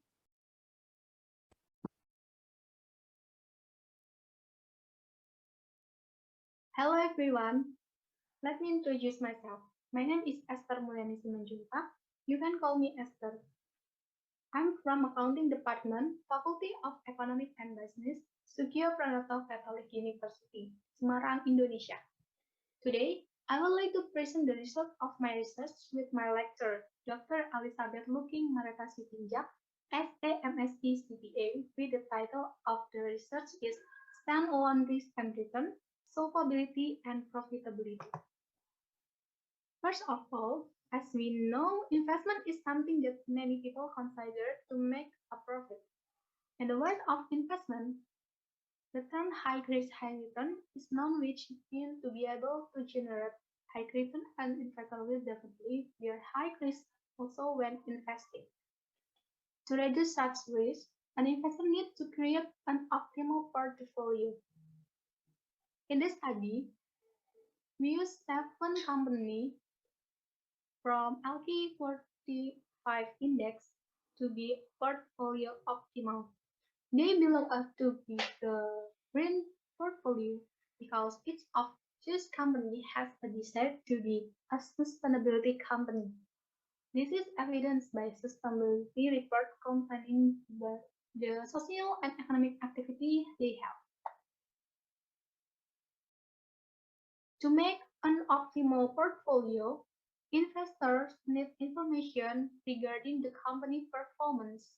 In the study, there were 2 indicators used, namely debt-to-equity ratio and net profit margin ratio. Based on previously studied, inconsistency in results were found, so researchers are interested in repeating this study using moderation variable. This study used GDP or gross domestic product as a moderation variable because when GDP increase, it can make purchasing power increase. So the company revenue can increase. So increasing GDP can be a positive signal for investment. Otherwise, GDP decreasing can be a negative signal for investment. Literature review from this study, we use 3 theories. First theory is theory of the firm. This theory focusing on the true nature of the company rather than the nature of the market and explaining about 4 things. First, namely the boundaries and nature of the company. Second, the company's capital structure. Third, the role of company management. And the fourth, the company internal organization. The second theory is portfolio theory. This theory, found by Marquis in 1952. This theory explains about combining assets into the form of efficient portfolio diversification can increase expected returns due to price difference from the combination of those assets. And the third theory is signaling theory.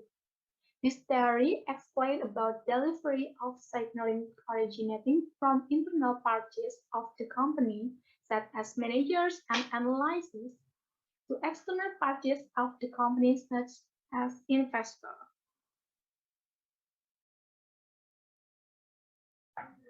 In this study, there are two models.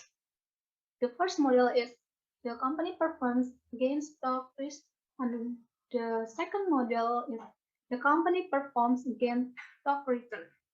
The first model produces three hypotheses that are there has a negative effect on the stock risk. NPM has a positive effect on stock risk, and there and NPM have positive effect on stock risk with GDP moderation. While the second model yields three hypotheses, namely there has a positive effect on stock returns, NPM has a positive effect on stock returns, and there and NPM have positive effect on stock returns with GDP moderation.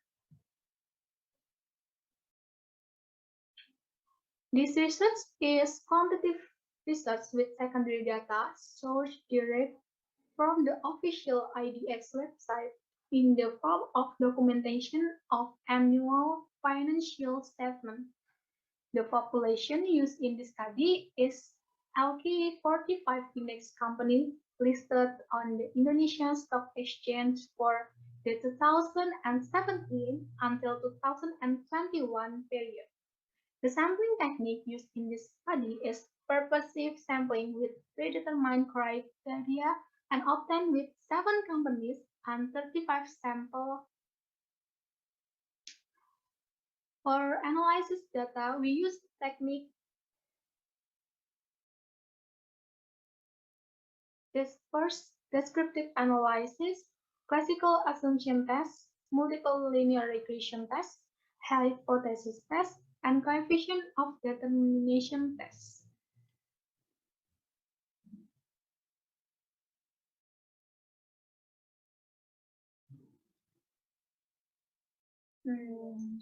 For the result and discussion, first we talk about model tests. The model test showed that the both research model have passed the test because they have a significant value of under 5%.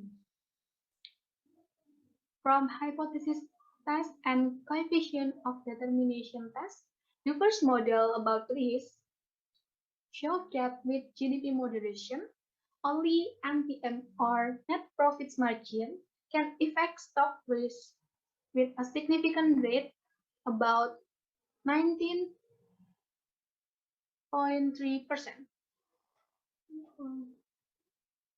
And from hypothesis test and coefficient of determination test, the second model shows that with GDP moderation, only there or debt to equity ratio can affect stock return with a significant rate about 15.9%.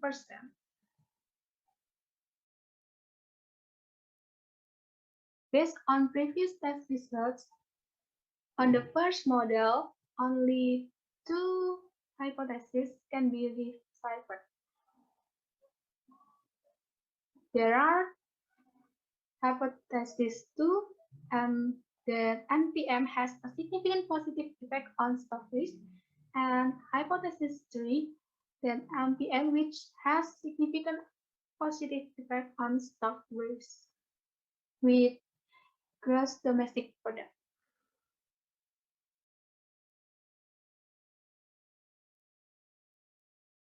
On the second model, only one hypothesis can be deciphered.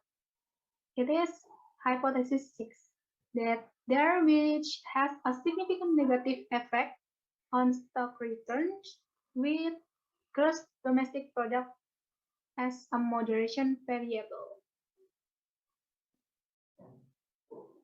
Conclusion from this research is simultaneously with the macroeconomic moderation of gross domestic product, net profit margin, and debt to equity ratio have a significant influence on stock risk and also stock returns. And then, partially, with the macroeconomic moderation of gross domestic product, net profit margin have a significant influence on stock risk, and debt to equity ratio has a significant influence on stock return. Finally, the research would like to thank to Dikti-Ristek, Direktorat Riset, Teknologi, dan Pengabdian Masyarakat for funding this research. And also, research want to apologize if there are flaws and miswording. Thank you. Okay, thank you for the presentation during the second session. And let's now continue with the last speakers. Irwantoro S.Sos M.Si, Ari Setianto AP M.Si, Darmawan Sucahyo SPI M.Si, Dendi Setiawan S.Si MT with the title Development of Bumdesa Model as a Village Financial Institution. Let me read the third presenter's CV. Irwantoro S.Sos M.Si graduated S1 Faculty of State Administration, Universitas Brawijaya Malang in 1994 and graduated S2 in Public Administration, Wera University. Please enjoy the third YouTube presentation.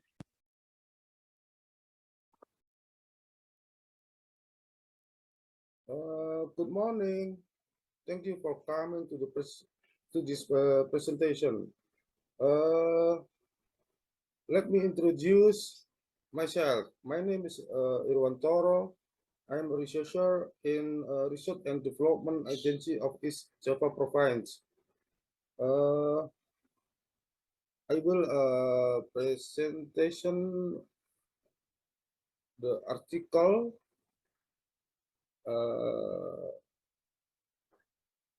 with title is development of BUMDES model as a village financial institution. Please watching my presentation. Sorry, I can share my presentation.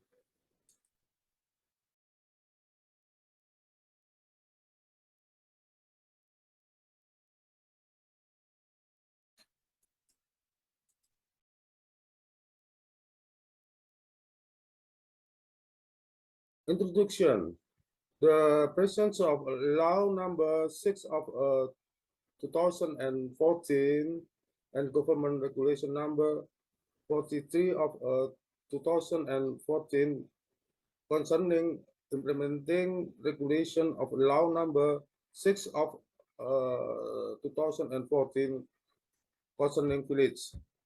In the future, villages will have greater opportunities to increase their role in the economic development of rural communities.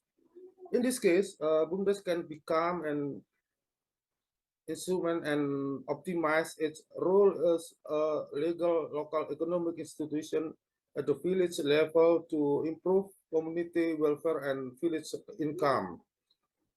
In this sense, Permendes number 4 of 2015 concerning the establishment, management, and dissolution of village-owned enterprise is applicable to the public, meaning that in the implementation in the region, there must be an adjustment which the regulated by region or major regulation in accordance with natural, environmental, and cultural conditions local.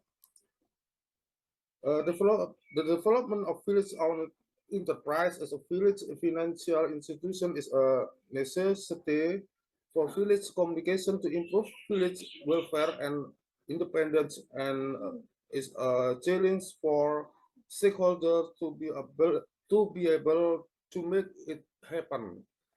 As for the problem from this research on development of village-owned enterprises, models a village financial institution, including A. What are obstacles to village-owned enterprise in village financial institution? And B. How is the development of the village-owned enterprise model as a village financial institution?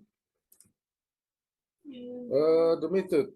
The study uses descriptive qualitative methods with contextual research that use human as instrument and is adapted to a reasonable situation in relation to data collection with generally qualitative in nature.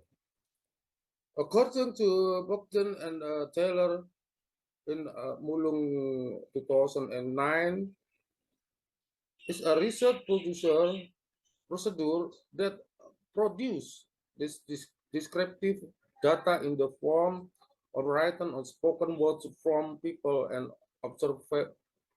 observable behavior. Research procedure is one aspect that plays a role in the smoothness and success of research. In this study, the data collection procedure used as follow: A. Documentation, B. In-depth interview, and C. Observation. Result and discussions. The dynamic and development of BUMDES toward a better direction can be achieved if the management is carried out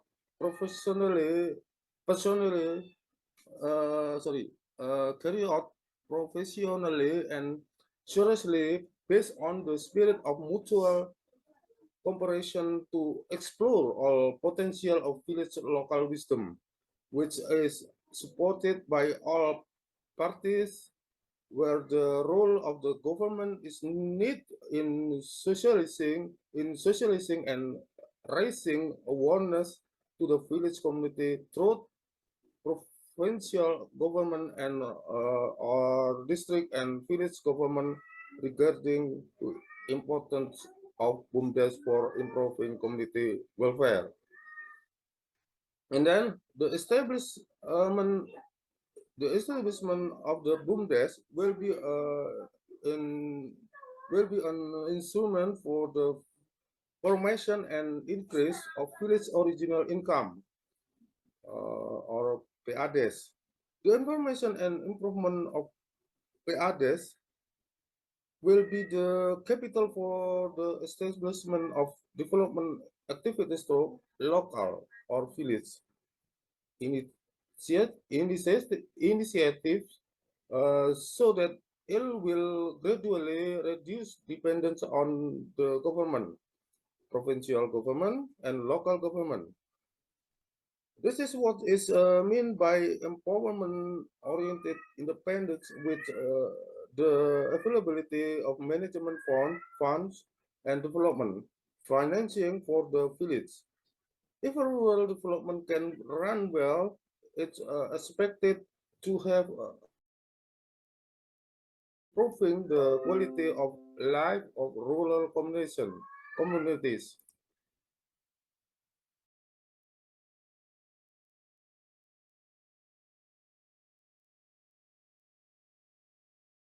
Number 1 of 2013 concerning microfinance institution, every activity of a financial institution especially established to provide business development service and community empowerment at the top loans of financing in micro-scale business to member and the public, managing deposits, as well as providing business development consulting service. They are not solely seeking profit, must be subject to the Undang-Undang Number 1 2013 concerning microfinance institution. And then institution that carry out activities providing business development service and community empowerment, either through launch of financing in micro-scale business to members and the public, are required to obtain a business license from the Financial Service Authority in no later than 1 year as the enactment of this law, which is regulation in Article 39, Paragraph 2 of the Undang-Undang Number 1 of 2013 concerning microfinance institution, in conjunction with Article 29 and Article 30 of PJOK number 12, PJOK 5, 2015. Conclusion. The establishment and management of village-owned enterprise or BUMDES is an embodiment of effort to maximize the role of village productive economic management which has been carried out by the village government, which really needs support from various parties, both from the central government, provincial government, and district government, as well as the community.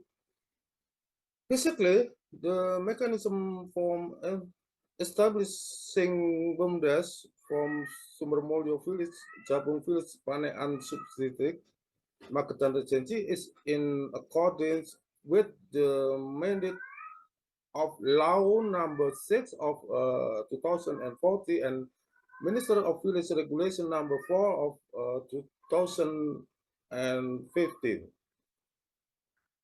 The village government also plays an active role in encouraging BUMDES institutions with capital participation from the village fund to strengthen capital and continue to encourage the creation of institutions that are strong and ready to compete in providing benefits to rural communities in the village economy sector, so that villages are more advanced and independent and community is prosperous.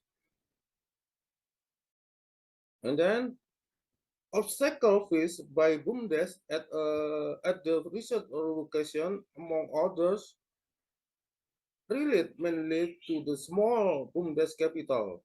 Besides, that is also related to capital of human resources and supporting facilities and infrastructure in supporting BUMDES activity. Recommendation.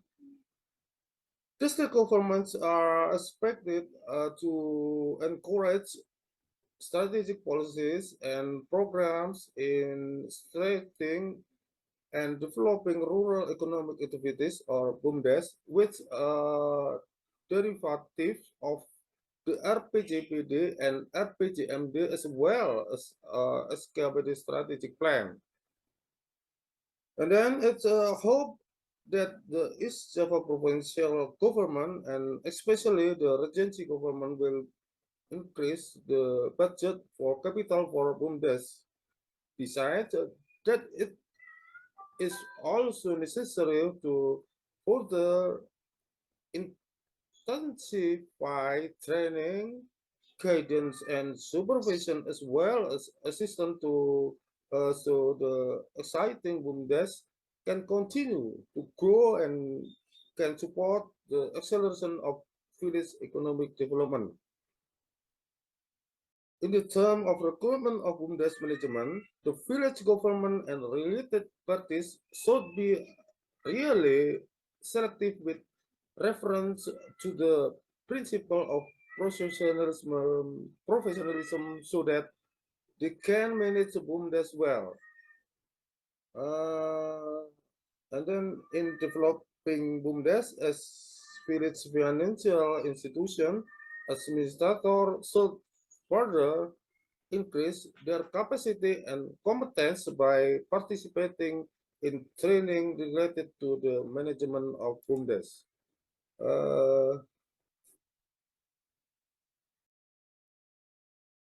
Thank you for, ladies and gentlemen, thank you for watching my presentation.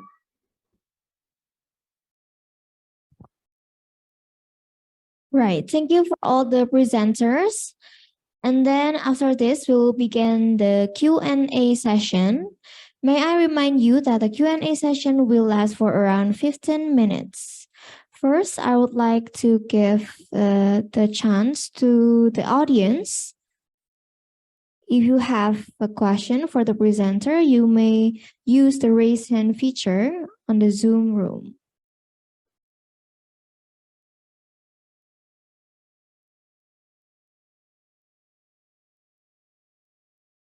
If there are no questions from the audience, we will give the time to the reactors.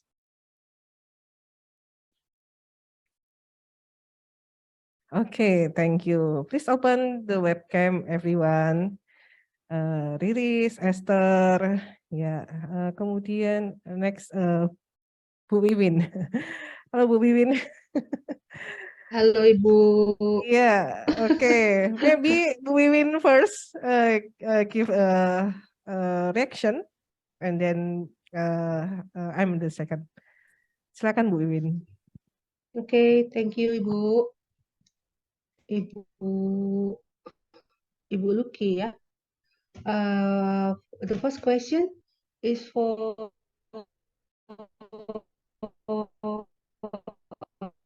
the first presenter, Riris Angel. Can you hear my voice? Hello Ibu, can you hear my voice? Yes, we hear your voice. Okay. To Riris, this research, the purpose of this research is to examine the impact of liquidity solvency profitability on standalone return and train or portfolio performance. Yeah. Can you forecast or predict what is the long-term impact of liquidity solvency profitability on standalone returns and train or portfolio performance in the long term? Is the condition will be the same as the result nowadays? It is the first for the first presenter, and for the second presenter, Esther ya, Esther Mulyani. If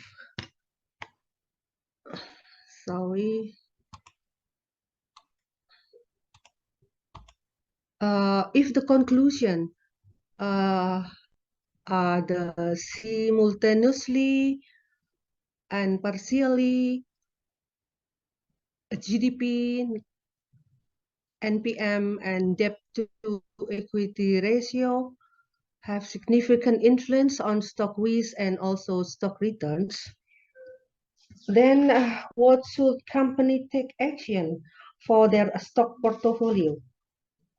It is for the second presenter. And for the third presenter, we'll ask about what is the best strategy development model of BUMDes as a financial institution for Pak Irwantoro. I think that's 3 questions for 3 presenters. Thank you, Bu Luki. Yes, Bu Wiwin, thank you. Can you answer, Liris, Esther, and Pak Irwanto?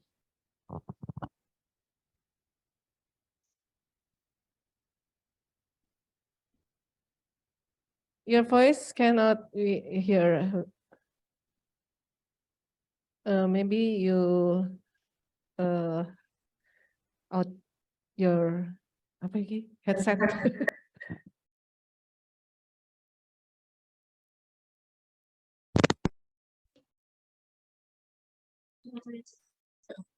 Okay, okay, we hear. Okay.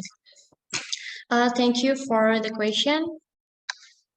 In my study, only the liquidity has an impact on return and the trainer portfolio performance. And I think the impact of the liquidity on a return and trainer portfolio is the investor can use this to generate their return on portfolio, and they can evaluate their portfolio using the trainer portfolio performance. That's it. It's enough. Bu Mimin.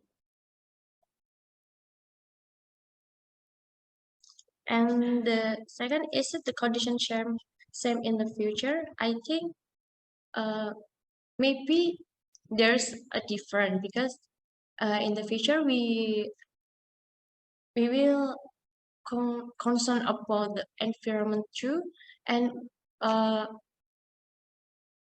as the investor must be concerned about the stock they are concerned and concerned on environmental. I think that's it.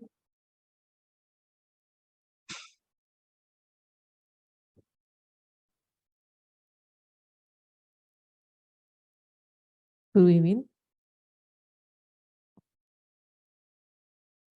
You still unmute? Yeah, okay.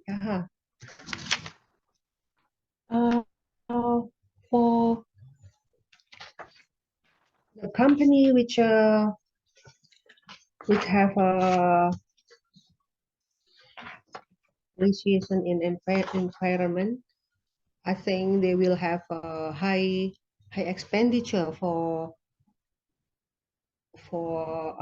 such as research or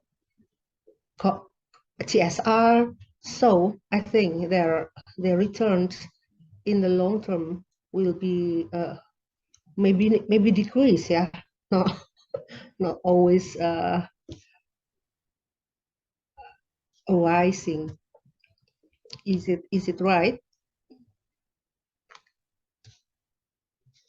I think, in my opinion, maybe if the company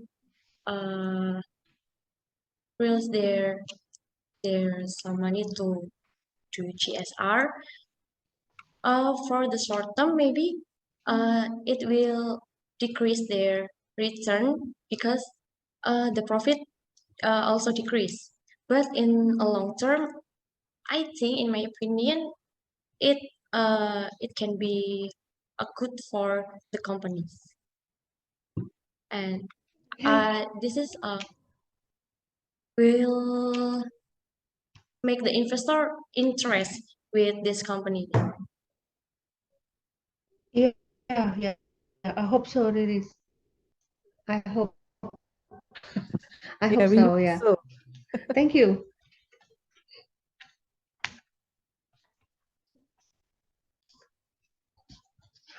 Esther, can you answer?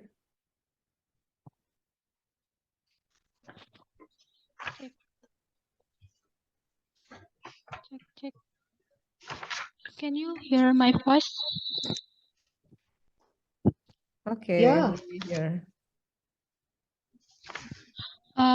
In my opinion, if with the conclusion simultaneously macroeconomic moderation of gross domestic product, that net NPM and there can influence stock risk and stock return. In my opinion, companies should take action, maybe for example, from sector primary consumer goods, they can make product that can interest so many people that they can have a good performance, because when GDP have a deep increase, it can so many people can have increased purchasing power, so it can increase company revenue. That's from me.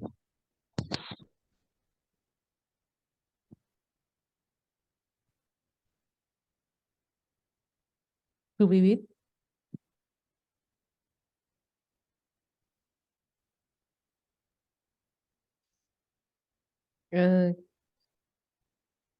Wiwin, can you hear us?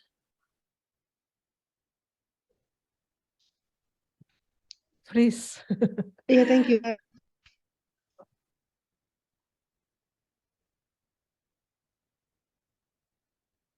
Okay, maybe the third, Pak Irwan, monggo. Okay, thank you. There is what about BUMDES? Because considering the capital is the main problem in developing BUMDES, as a village financial institution is happening. Because a strategy for developing BUMDES management is needed, which are carried out in states by considering the development of innovation carried out by BUMDES, including village government capital participation through the village budget by utilizing the revolving fund grant. It's a PNPM Mandiri, PNPM atau district, and then development of strategic partnership corporation through inter-village cooperation in the BKAD forum. Capital participation of BUMDES and BUMDES business unit with BKAD in the BUMDES joint business unit. Cooperation with private parties, socio-economic organization, and donor agency. And then utilization and development of village potential in the district area with a pattern of cooperation between village through joint effort by means of equity participation in village.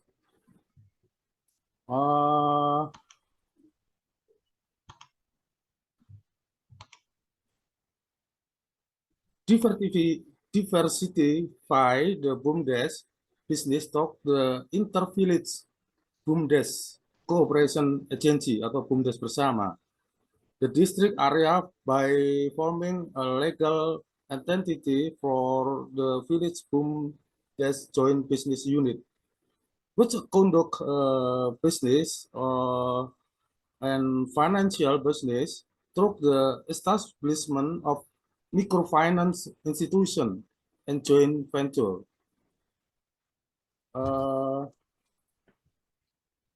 Thank you for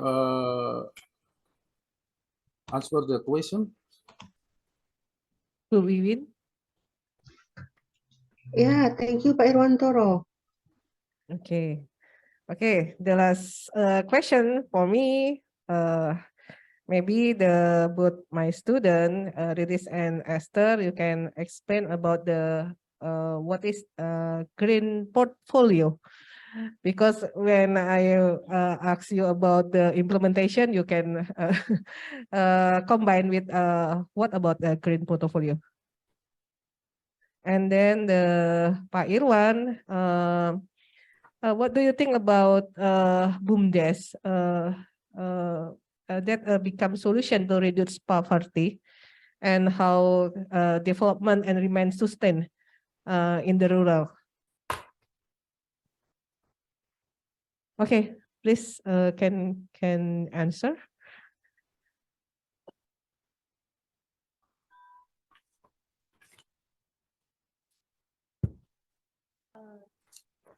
Maybe let me start there. Okay. Maybe let me first answer. I think that green portfolio is the concept of investment that focuses on companies that support or provide environmentally and energy friendly product. And the smart investor the smart investor in the future must be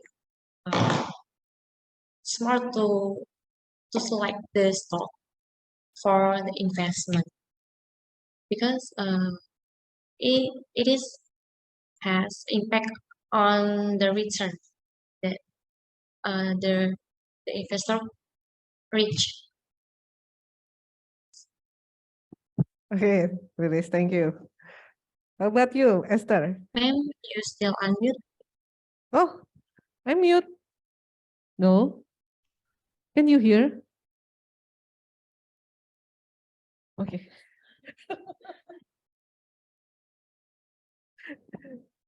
Please, Esther, can you answer?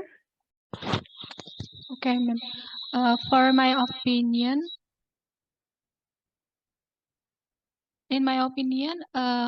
why this portfolio can be called green portfolio because the portfolio that I'm in this research conclude with 7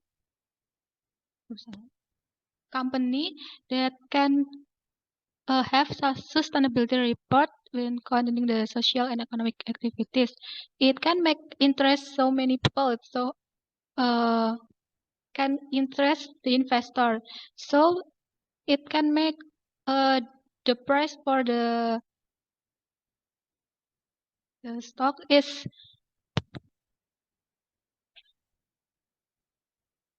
decrease and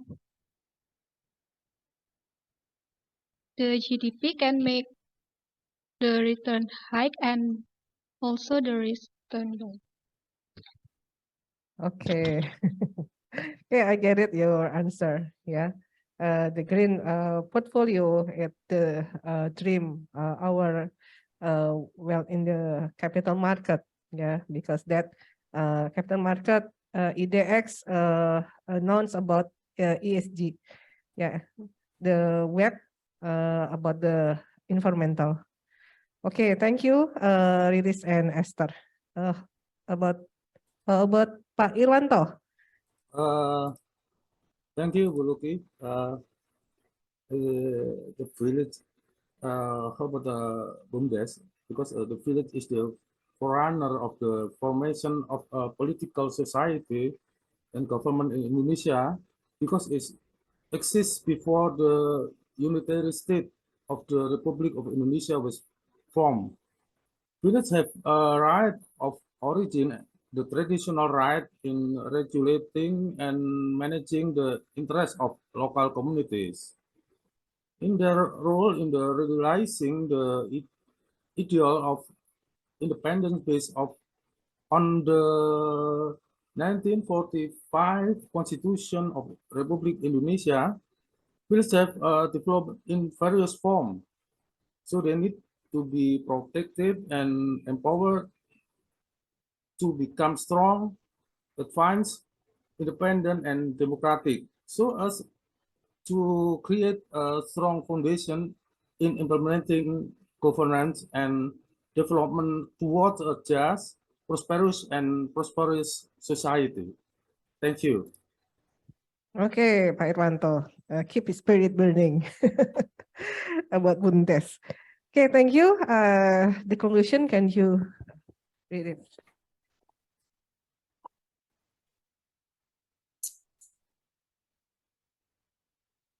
Okay, for the conclusion, investments with green portfolios and funding through village financial institution for rural communities so that economic circulation continues to run well from capital market, MSTIA, and Bumbasa people's economic drivers. So that's it for our Q&A session and for our last session today. We remind you, if you haven't shown your attendance, please fill in the attendance in the bit.ly form provided in the chat room. Thank you. Oh, okay. We will take a picture. Please, for the operator.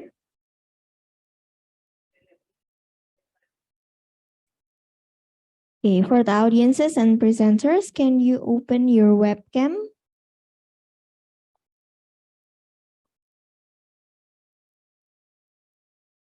Okay, 1, 2, 3.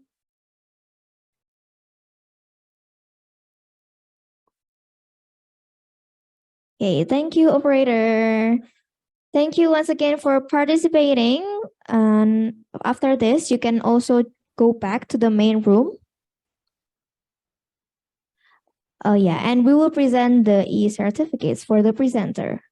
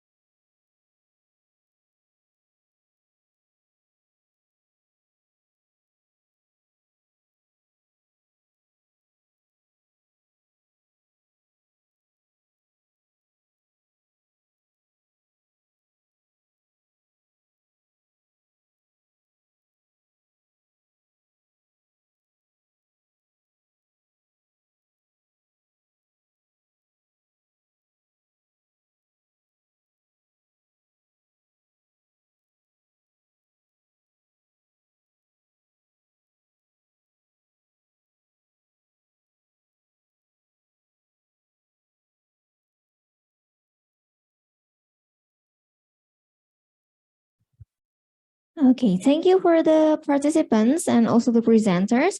After this, you can go back to the main room Zoom. Thank you and have a good day. Bye. Hi, thank you, moderator. Thank you, everyone. Reactor.